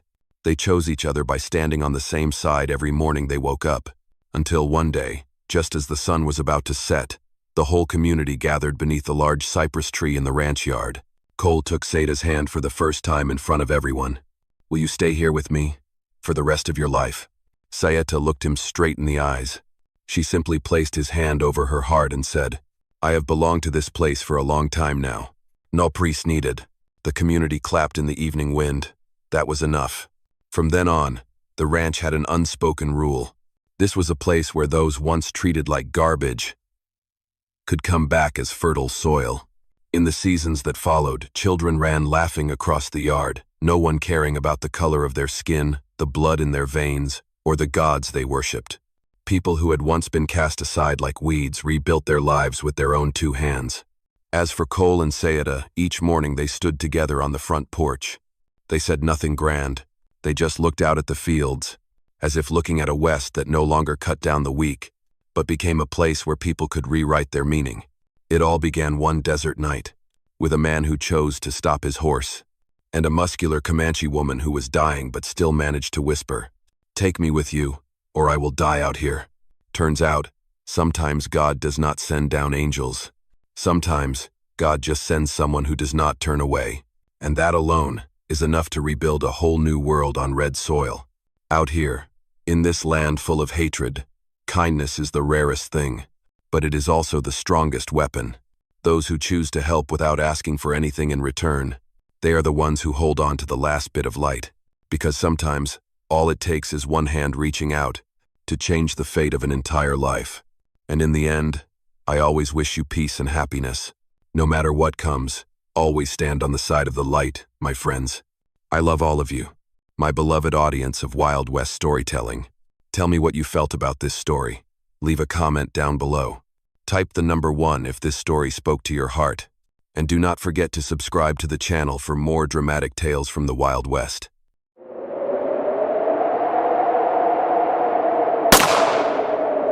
In the middle of the marketplace, they had set up a wooden platform. But today, they were not selling horses, and they were not selling guns. They were selling Malaya, the giant Comanche girl, her body muscular like a living statue, towering over all the men standing around her. Her father stood beside her. Her mother covered her face. They shouted like they were auctioning off an animal. This girl, she cannot bear children like a normal woman. Whoever can pay, take her. We can no longer afford to feed this useless thing. The men laughed loudly. One of them tapped the handle of his rifle against Malaya's firm arm and burst out mockingly, "Look at this. Is this a woman or a raging bull?" Malaya bowed her head. She did not cry, but her eyes were as empty and cold as stone. From the corner of the market, Ronan Hale stood still, a widowed rancher, his face gray with fury. He stared at Malaya for a long time, not because of her body but because of the loneliness in her eyes, exactly like his own. He stepped forward, placed the money down. The entire market fell silent. Ronan spoke slowly, each word sharp like falling gravel. "I do not need someone to bear children. I need you." No one dared to laugh anymore. Malaya looked up at him, as if it were the first time someone had seen past her body. That night, Ronan took her away from the market, not as a piece of property that had been bought, but as a person, finally chosen. Dust Creek Ranch sat halfway up the Yellowstone Hill. At night, the wind whistled through every crack in the wooden planks, like the sighs of ghosts buried deep underground. When Ronan brought Malaya home to the yard, the cabin door opened. An older woman with a long, narrow face and eyes sharp as blades stood there. She was the mother of Ronan's late wife. That woman had never forgiven the death of her daughter. She looked Malaya up and down, her gaze cold as ice. "So, another shadow has stepped into this house?" Ronan said nothing. He simply handed Malaya an old leather coat with worn shoulders, the one that had belonged to his late wife, and placed a block of warmed saltstone on the chair next to the fireplace. Then he said gently, "It is a cold night. Keep it at the foot of your bed." He did not touch her. He did not ask for anything. He did not take advantage of the woman who had just endured the shame of being sold in the marketplace. Men of the West often bought women just to own them, but Ronan gave her something many men never knew how to give: respect. Malaya stayed quiet. For the first time in her life, someone did not treat her muscular body as a joke or a commodity to be used. That night, she lay on the old wooden bed, her feet resting on the warm saltstone, the firelight flickering through the cracks in the old cabin walls. Outside, the wind howled as if trying to tear the whole mountain range apart. But inside Malaya's heart, she felt something she had never known since childhood, a sense of safety. In the kitchen, Ronan sat still at the wooden table, turning a cup of cold coffee between his hands. His former mother-in-law walked in, her voice low but sharp as a blade. "You think you bought yourself a real woman? That thing will never be someone's wife." Ronan replied quietly, "You do not know her, and you do not know me anymore." She shook her head and left the room, the slam of the door behind her filled with bitterness. Outside the window, light snow began to fall through the night, each flake landing on the roof like the sound of metal touching metal. But with every snowflake falling, this ranch, which had been as silent as a grave, had just taken a new breath. Malaya closed her eyes. No one knew what tomorrow would bring, but she knew one thing. This was the first night in her life she slept without curling up to protect herself. She did not need anyone's pity. She did not need anyone's sorrow. All she needed was a place to lie down like a real human being. And Dust Creek Ranch, on that night, began to change the fate of two souls once cast into the dark. Malaya was not someone who could sit still.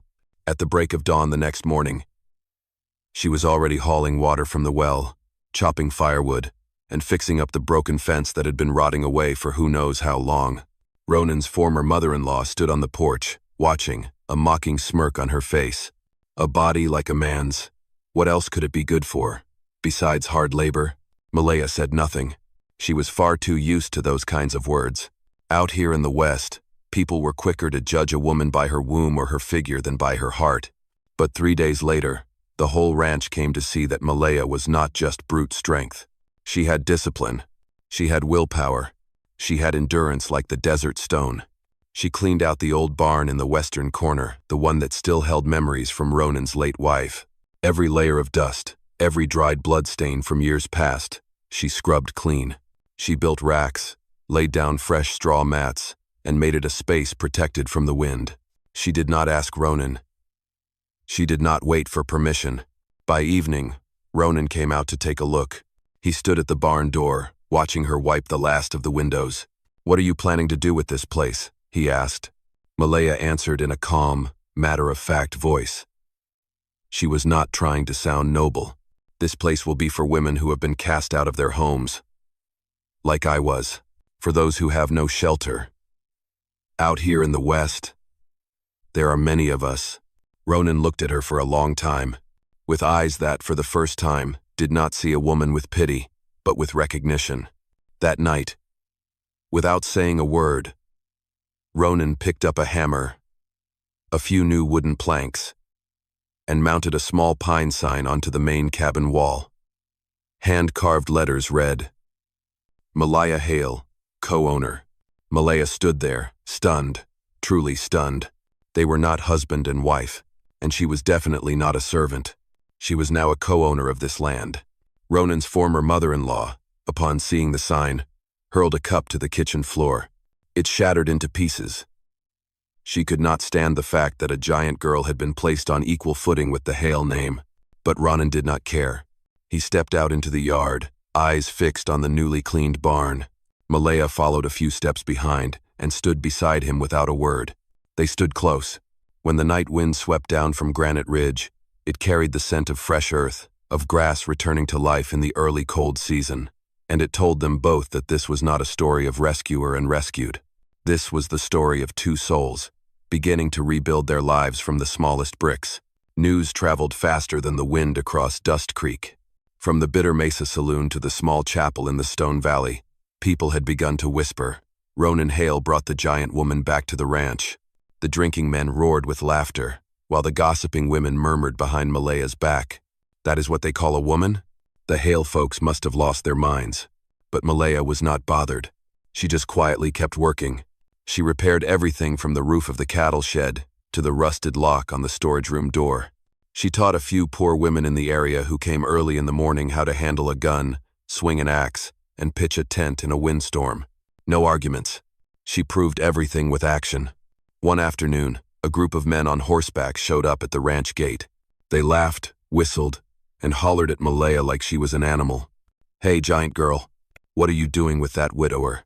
Come back to town, be our entertainment, it pays better." Malaya did not take a single step outside the fence. She did not curse once. She just looked the leader dead in the eye, so cold and calm that it made his skin crawl. Ronan, watching from the barn, did not rush out like some hot-headed man might. He let Malaya handle it. He trusted her. Malaya spoke slowly. Every word, heavy as stone. "I do not need to prove my worth to those who have never had a heart." For a brief moment, the men fell silent, then turned their horses and rode off. Not because they were afraid of her muscles, but because, in her eyes, there was no fear left. And a person who no longer fears cannot be controlled.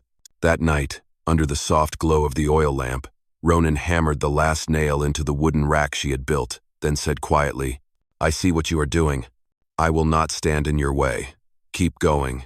Malaya placed her large but warm hand on the cabin beam, her voice carrying the honesty of something ancient in this land.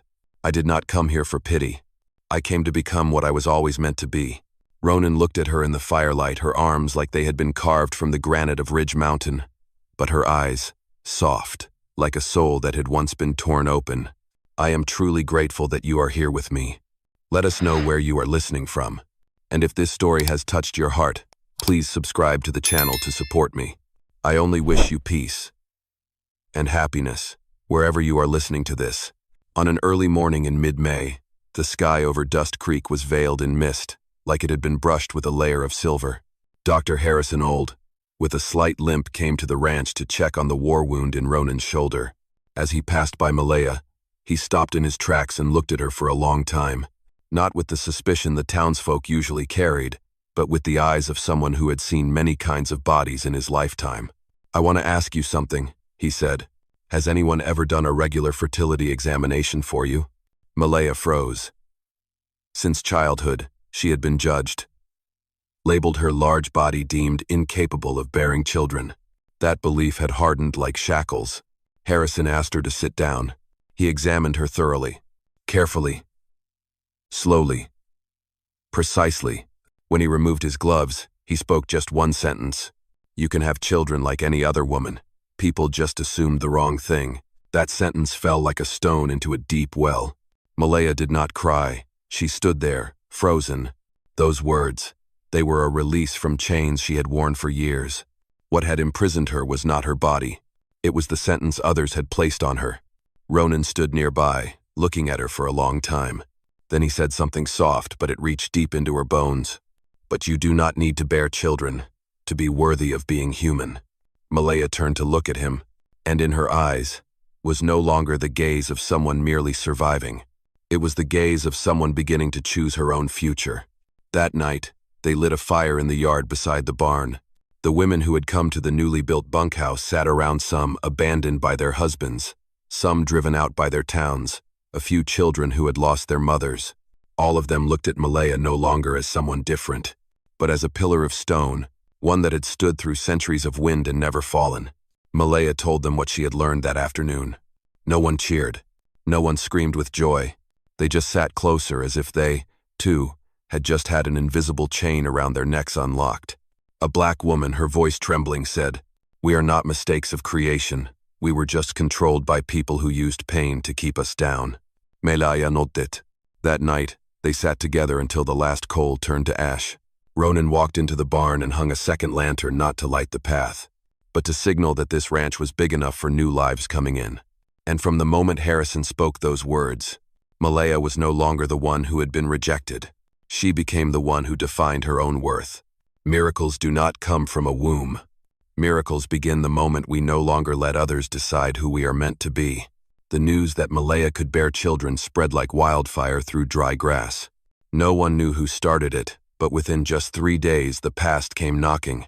That evening, as the sunset bled red across Dust Creek, a group of riders stopped at the ranch gate. They were not merchants, not wandering miners. They were Malaya's birth parents, along with 4 of the men who had stood at the auction that day. They looked at her with eyes full of greed, regret, and bitterness all at once. Her father spoke first, smug and arrogant. "People say you can bear children now. That makes you valuable again. I've come to take you back." Malaya stood still, but her hands clenched so tightly, the tendons stood out like ropes pulled taut in the wind. Ronan stepped out from the barn and placed himself just one step in front of Malaya. He did not shout, did not threaten, did not raise a gun. He just spoke calmly. "At Dust Creek Ranch, no one gets sold a second time." The man who had touched Malaya's arm during the auction sneered. "This widowed rancher thinks he's got the right to talk law?" Malaya stepped forward half a pace, her voice low, steady, no longer trembling like in the past. "I did not come back to let anyone decide who I am anymore." The man glared at her. "Your body is big, so what's it for, if not for men to use?"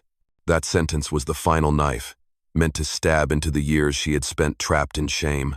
Ronan slowly drew his gun, and right then, the sheriff whom Ronan had quietly written to the day before appeared from over the hill. He walked up without hesitation. "I heard about kidnapping, trafficking, selling people. That time is over in these parts." Malaya's father exhaled heavily, then looked at her and spoke his last words. "If you won't come back, don't call me father." Malaya stared straight into those eyes, and for the first time in her life, did not look away. "I was never your daughter. We end here." There were no shouts, no punches, no gunshots, only release. The sheriff handcuffed 2 of the men who had trafficked women in another town. Malaya's parents were ordered to leave Wyoming with no right to return under charges of human trafficking and forced labor. As the evening dust storm blew strong, sending the group over the ridge and out of sight, Ronan placed his hand on Malaya's shoulder, not to comfort her, but as a sign that he saw she had stood tall on her own. Malaya exhaled like the final breath of a bird, freed from a steel cage after years. "I have buried them myself," she said softly. Ronan replied, "Yes, they no longer hold your soul." And that evening, for the first time, Dust Creek Ranch belonged to the living, truly. No one really noticed when winter melted away. The snow pulled back from the valley. The ground soaked up the moisture, soft and rich, and the smell of green grass began to rise like an apology from the earth after a season of brutality. Every morning, Malaya would slowly open the barn doors and stand still, staring at the stretch of land before her, the same land where she once felt like nothing more than discarded trash, now transformed into a place where people came to live. Most of the women who had once taken shelter at the ranch stayed after the storm had passed. They built chicken coops, planted beans, worked the soil, dug irrigation trenches, patched the roof. They no longer called the place Hale Ranch. They called it Dust Creek Haven, a safe refuge in the cruel West. The afternoons grew quieter. Malaya was no longer a shadow with a bowed head. She smiled more, though still spoke little. Children at the ranch ran around her feet without fear of her size anymore. A 6-year-old black girl once hugged her arm and asked, "Miss Malaya, do muscles like this hurt?" Malaya remembered that moment clearly. She knelt down so their eyes were level, smiled, and said, "No, they help me protect those who are small." And the little girl hugged her like she was a breathing wall. Ronan spent less and less time drinking hot coffee alone. He stood beside Malaya more often. Sometimes they said nothing all morning, just leaned against the fence, watching the cattle stroll slowly toward the stream. One afternoon, as sunlight poured golden like honey over the distant mountains, Ronan handed Malaya an old leather-bound ledger. "I want you to write your name on the first page," he said. "Not as a guest, not as something I once bought, but as someone who has a rightful place here." Malaya opened to the first page. She did not write her name the way women in this land usually did. She wrote it firm, sure, bold, like it was carved in stone. Malaya Hale, not out of marriage, not out of ownership, but out of choice. That evening, they sat together on the wooden steps of the porch. The spring wind blew soft and slow. Ronan stared straight ahead and said just one quiet sentence. "If you want, this could be our new life." Malaya did not answer with words. She simply placed her hand over his, a hand large, rough, scarred, but for the first time in her life. It was not a hand made only to endure. It became a hand that wanted to build something new. And in that spring, Dust Creek Haven was no longer a place for two lost souls. It became the beginning of a new family. That summer arrived quietly, not harsh. It came like a fresh breath, laid gently across fields once cracked like stone. Dust Creek Haven now had workers, had laughter, had the sound of children in the morning, the sound of men fixing rooftops, the sound of women grinding corn, and for the first time in many months, the soft hum of someone singing at dusk. One early morning, Malaya paused as she carried a bucket of water. Her body trembled slightly, not from exhaustion, but from a feeling she had never known before. She placed her hand on her stomach. That feeling, it was unlike any wound she had ever endured. It was not pain. It was life. Dr. Harrison came to check on her. He smiled gently and slowly said, "You are pregnant, and the baby is healthy." Ronan stood still. He did not laugh or cheer. He simply looked at her, with the eyes of a man who once believed that God had closed every door for him. Malaya stepped closer, placed her hand on his. "This is not a prize for the victor. This is a gift for those brave enough to stay." Ronan gripped her hand tighter. In the following weeks, the women on the ranch helped Malaya prepare a handmade cradle carved from cypress wood. White women, black women, native women, none of them asked what blood the child carried. They called the baby by one name only, Hope. One late season afternoon, Ronan carved a new line into the wooden gate at the ranch entrance. Not from blood, from love, from choice. Not from blood, but from love, and from choice. As the sun sank behind Dust Creek, Ronan and Malaya sat on the porch. watching the cattle move slowly toward the distant stream. There was no need to speak anymore. They knew this was more than a ranch. It was not a shelter. It was not an escape from pain. It was a beginning, a home that brought broken souls back to life in the heart of the West. And the child growing inside Malaya was the clearest proof that what the world once called impossible sometimes only needed a hand laid gently at the right moment to become something that will happen. This harsh West might wear down many things, but it cannot kill the will to stay for one another. Dear friends, social judgment is nothing more than a frame people try to force upon another human being, but the true worth of a person is never in the eyes of the crowd. It lies in how we live, how we treat others, and how we choose to stay, even when life tries to bury us. No one has the right to decide your worth. But you. Live kindly, live true to the part of your soul that still believes, and that alone is enough to outlast every label the world tries to pin on you. It has been my honor to share this story with you. Please take care of yourselves, and try to stay joyful and healthy. I truly mean that, and I truly appreciate you, the wonderful audience of Wild West storytelling. Let me know how this story made you feel. Leave a comment below, and if you liked the story, press the number 8, and do not forget to subscribe to the channel to support me. I love you all.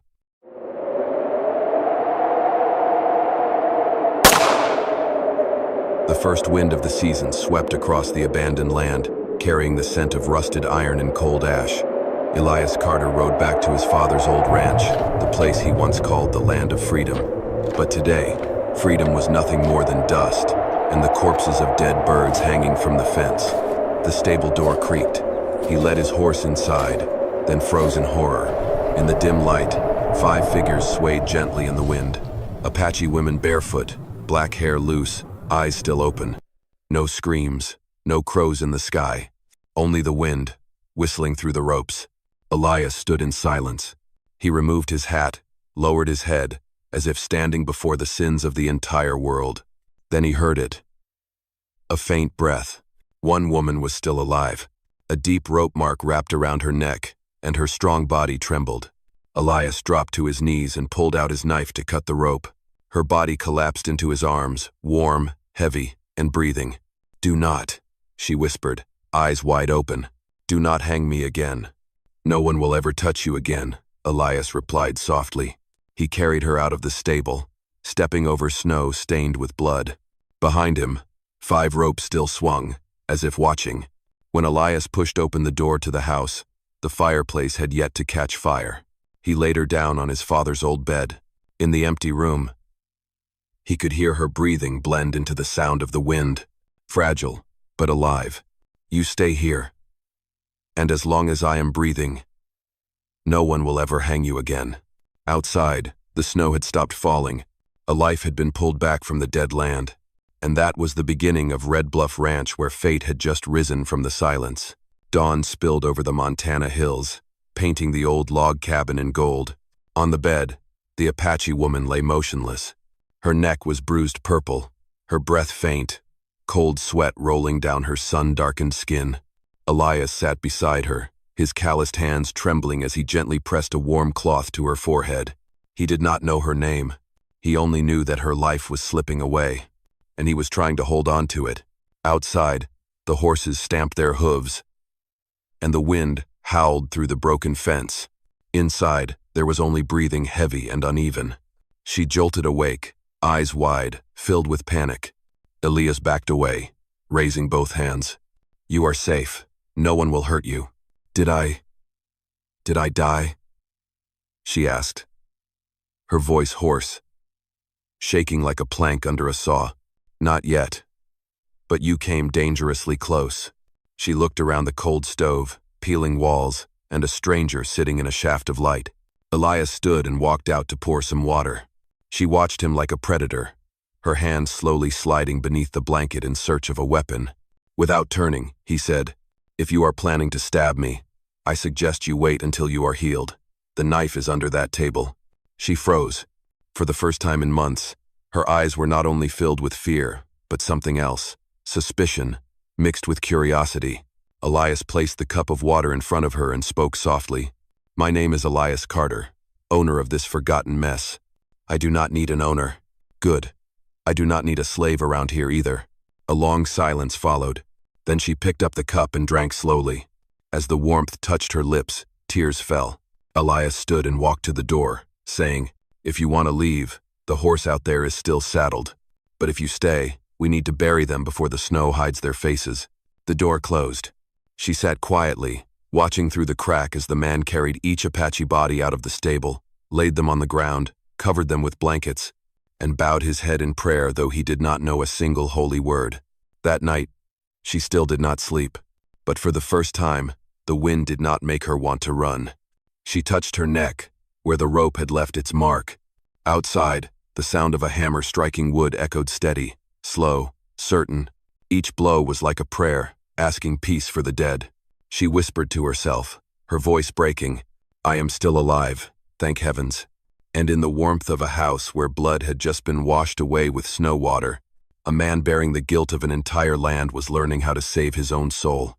At midday, the Montana sun shone through the dusty window pane, casting a long streak of light across the wooden floor.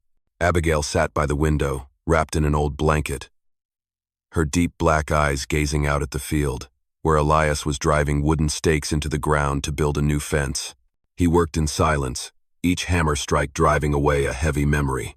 She still could not speak much. The bruises on her neck had not yet faded, but the trembling fear in her eyes was slowly giving way to something else, anger. That afternoon, when Elias came inside, she quietly asked, "Have you ever lost someone?" He paused in the middle of the room, sunlight cutting across his weathered face, the deep lines etched like scars. "Many, but never like this." "Like what?" "Seeing people killed on my father's land." She fell silent, her fingers lightly scraping the wooden chair, as if digging through old memories. "They did not just kill," she whispered. "They took Apache women, sold them to miners, to the liquor camps. The ones who fought back were hanged. Like them." Elias looked at her, the steel in his eyes softening. "Did you see their faces?" She nodded slowly. "One man. He smiled while tying the rope around my neck. I remember the long scar on his cheek." She looked up, her eyes sharp like a blade. "His name is Nathaniel Carter." The cup in Elias's hand dropped, shattering into pieces. The air seemed to collapse into silence. She stared at him, stunned, and saw those calloused hands clenched so tightly they had drawn blood. "You know him?" "I do," Elias said hoarsely. "He is my brother." Abigail stepped back, her breath quickening. "That cannot be." Elias walked onto the porch, staring toward the horizon, where the wind carried the scent of dry dust and old ashes. "He left home 10 years ago, went off to war. I thought he died. Now I understand. The war did not kill him, it only taught him how to hang others." Inside the cabin, Abigail clutched the blanket tighter, tears falling before she could wipe them away. Elias turned back, his eyes heavy with sorrow. "I do not know how to apologize for the blood in my own veins." She shook her head gently. "You did not tie the rope, but now, you have to take them down." Elias looked at her for a long time. Outside, snow melted in slow drops through the roof. He spoke softly, his voice low and firm. "And I will." In that silence, two people, one bearing the guilt of his bloodline, the other the scars of survival, stared out over the empty field. Out there, the wind rose again, no longer the cry of death, but the first breath of a reckoning to come. 3 days later, the wind changed direction. A flock of crows circled the ranch, like an omen of something dark on the horizon. Elias checked his rifle, slid more bullets into the leather bandolier. Abigail stood by the window, watching him tighten the reins, his silhouette tall and still against the pale gold prairie. That afternoon, the sound of hooves echoed from afar. A group of 5 men approached Red Bluff Ranch, trailing dust behind them. Leading the group was Nathaniel Carter. He rode a black horse, a long leather coat brushing his boots, and across his cheek, just as Abigail had described, ran a gray scar. The wind lifted his hat, revealing a pair of eyes that once looked too much like Elias's. When he stopped in front of the porch, Elias was already there. He did not draw his gun. He said nothing. Between them stretched a silence carved from 10 years, and a chasm no bridge could span. Nathaniel squinted and gave a dry smile. "You still got that look just like Pa." "But where is he now?" Dead? He died believing there was still good in people, Elias replied. And you proved him wrong. A raspy laugh rolled out. Good does not buy whiskey, Elias. And it sure as hell does not save the red-skinned whores you are sheltering. Abigail stepped outside. Her face was cold as stone, and the rope marks still carved her neck. The look in her eyes made the men behind Nathaniel shift back half a step. Elias stood firm, his voice deep as the earth. You hanged them. Now I will take them down. Nathaniel leaned back, his lips curling into a cruel grin. You always did talk like a preacher. But do not forget, the blood in your veins is mine too. He turned his horse, jerked his chin at his men. Keep your promise, little brother. When night falls, I am taking it all back, the land, and that woman. Elias did not follow. He just stood there, watching until the riders disappeared beyond the horizon, then turned back toward the house. Abigail was still in the doorway. She spoke softly, her voice choked. He is coming back. I know. And you are just going to stand there? Elias looked toward the graves of the 5 Apache women in the yard. Standing still does not mean weak. It means I am waiting for the right moment to end what he started. Outside, the wind picked up.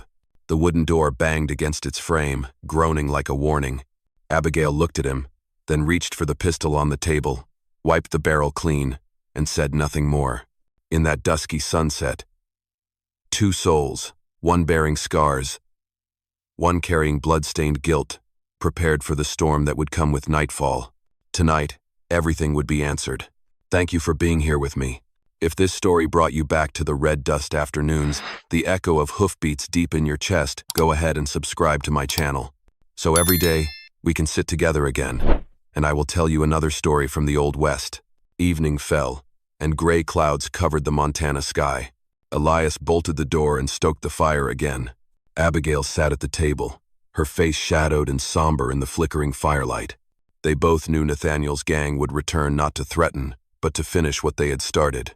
Outside in the yard, 5 fresh graves were covered in wet soil. Elias planted each wooden marker, carving into them with an old blacksmith's knife. No names, only a small symbol that Abigail had drawn in charcoal curved lines representing free spirits. When he placed the last bundle of wildflowers down, she knelt beside him, her shoulders trembling. We have no prayer, Elias said, but they do not need words, only peace. She gripped his hand and shook her head. No one rests while the killer still breathes. The rain began to fall. Light, cold drops slid down both their faces. Abigail wept not out of fear, but because, for the first time, someone was truly standing with her. Elias held her hand tighter, rough, heavy, like a promise. Night settled in.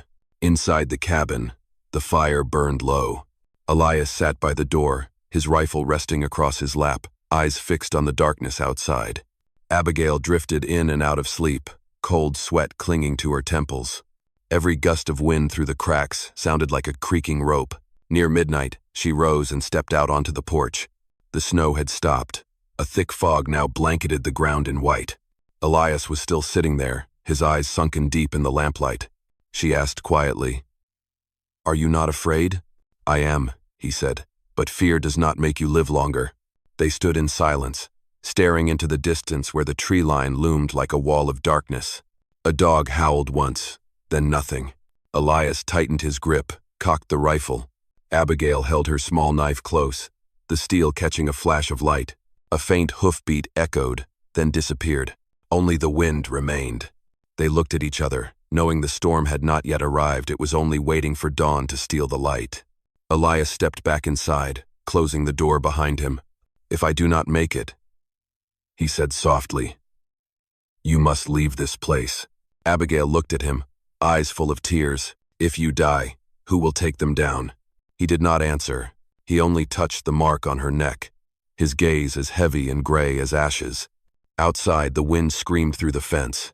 Inside, 2 souls sat side by side, one carrying guilt, the other pain, keeping watch over a night no one dared to sleep through.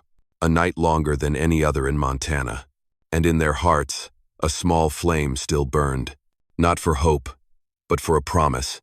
The sun had not yet fully risen when the sound of hoofbeats echoed across the land. Abigail jolted upright and ran to the door.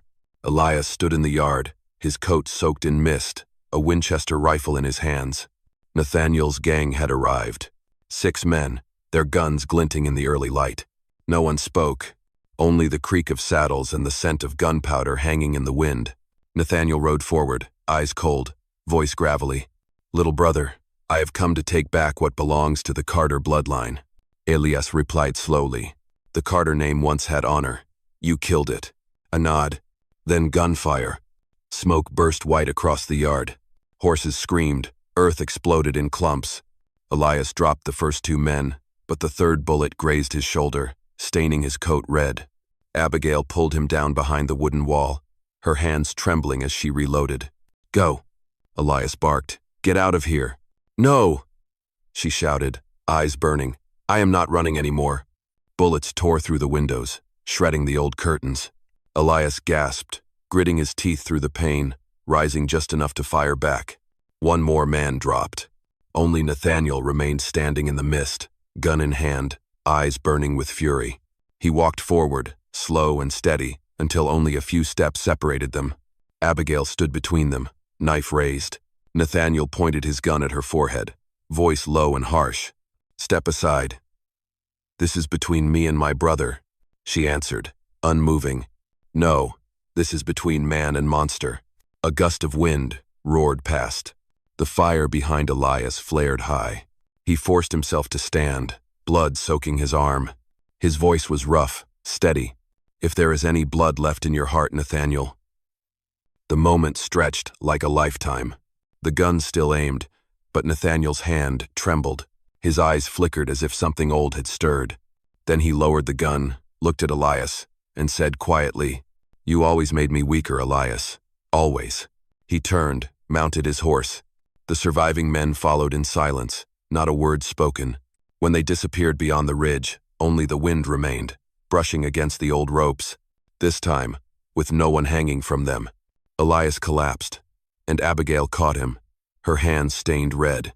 He looked up at the gray sky, sighing. No one won today. She nodded softly, tears falling. But someone chose not to be a monster anymore. In that cold, wet morning, blood and mercy sank into the earth. Land once soaked in sin, now washed clean by human grace. Montana was quiet again, if only for a day. Winter passed slowly. When the snow melted, the ground at Red Bluff Ranch steamed with moisture like the breath of a soul waking from slumber. Fresh grass sprouted around the graves on the hillside where Elias and Abigail had buried the 5 Apache women. There were no stone markers, only old wooden boards carved with a blacksmith's knife, now worn thin by rain and wind. Abigail knelt beside the graves, her sun-darkened hands placing wildflowers one by one.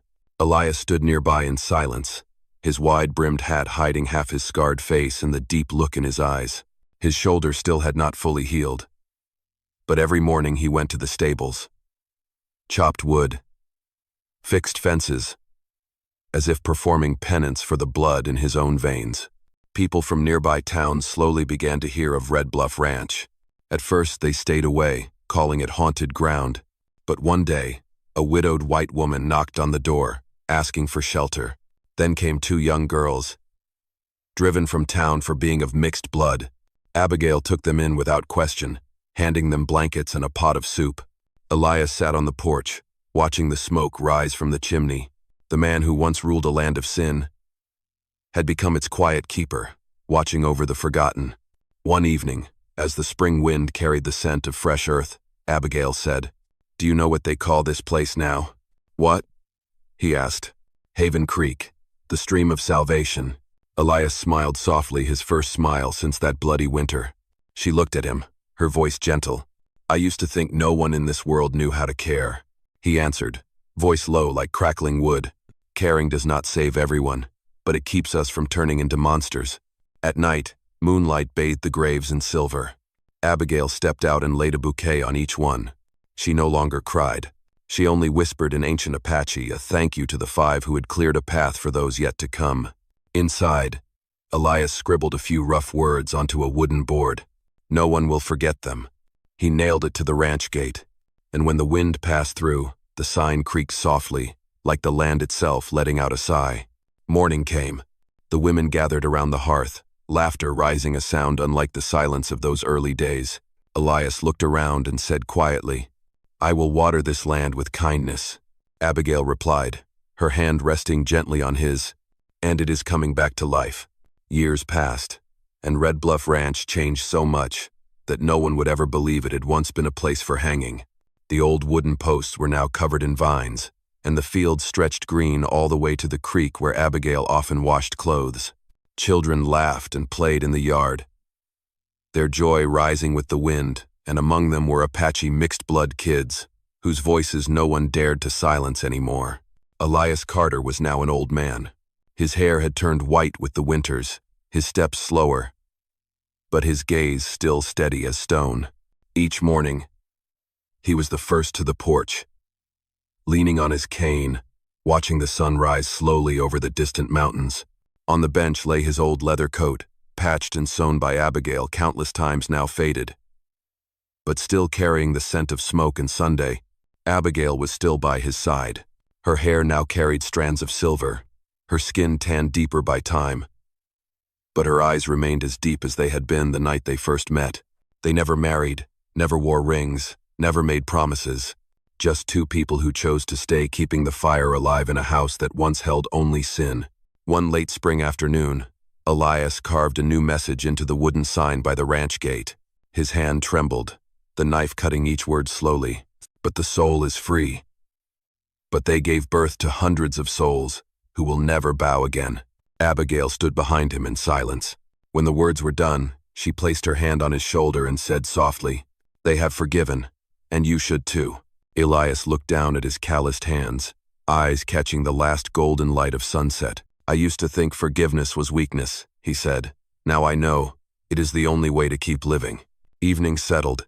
The women inside lit the lamps, and smoke rose into the darkening purple sky. On the hillside, the 5 graves bloomed with wildflowers. A soft wind blew, carrying the sound of bone wind chimes, a rhythm of peace. Abigail sat on the porch, eyes far away. "Maybe God meant for us to meet," she whispered. Elias smiled, gentle as the earth. "Maybe so. Or maybe he just wanted to prove that it is never too late to become a good man." Night fell, and the fire inside glowed red, casting shadows over the wall, a wall marked with the handprints of every soul who ever found shelter here. In Montana, the wind still blows, but in that wind, there are no more ropes, only the soft whisper of the land. Forgiveness does not erase the past, but it can heal the present, because sometimes letting go is not weakness. It is the bravest way to save your soul. Dear friend, some say kindness cannot feed a man, but they forget it can save a soul. On this land where blood and dust once mixed, only kindness makes us worthy of being called human. A small act, a gentle look. Sometimes that is the final bullet we need to kill the evil within. Thank you truly for allowing me to share this story with you. Wherever you are listening from, I wish you peace and happiness. I love you all, my beloved audience of Wild West storytelling. Let us know where you are tuning in from. And if this story touched your heart, consider subscribing, but only if it feels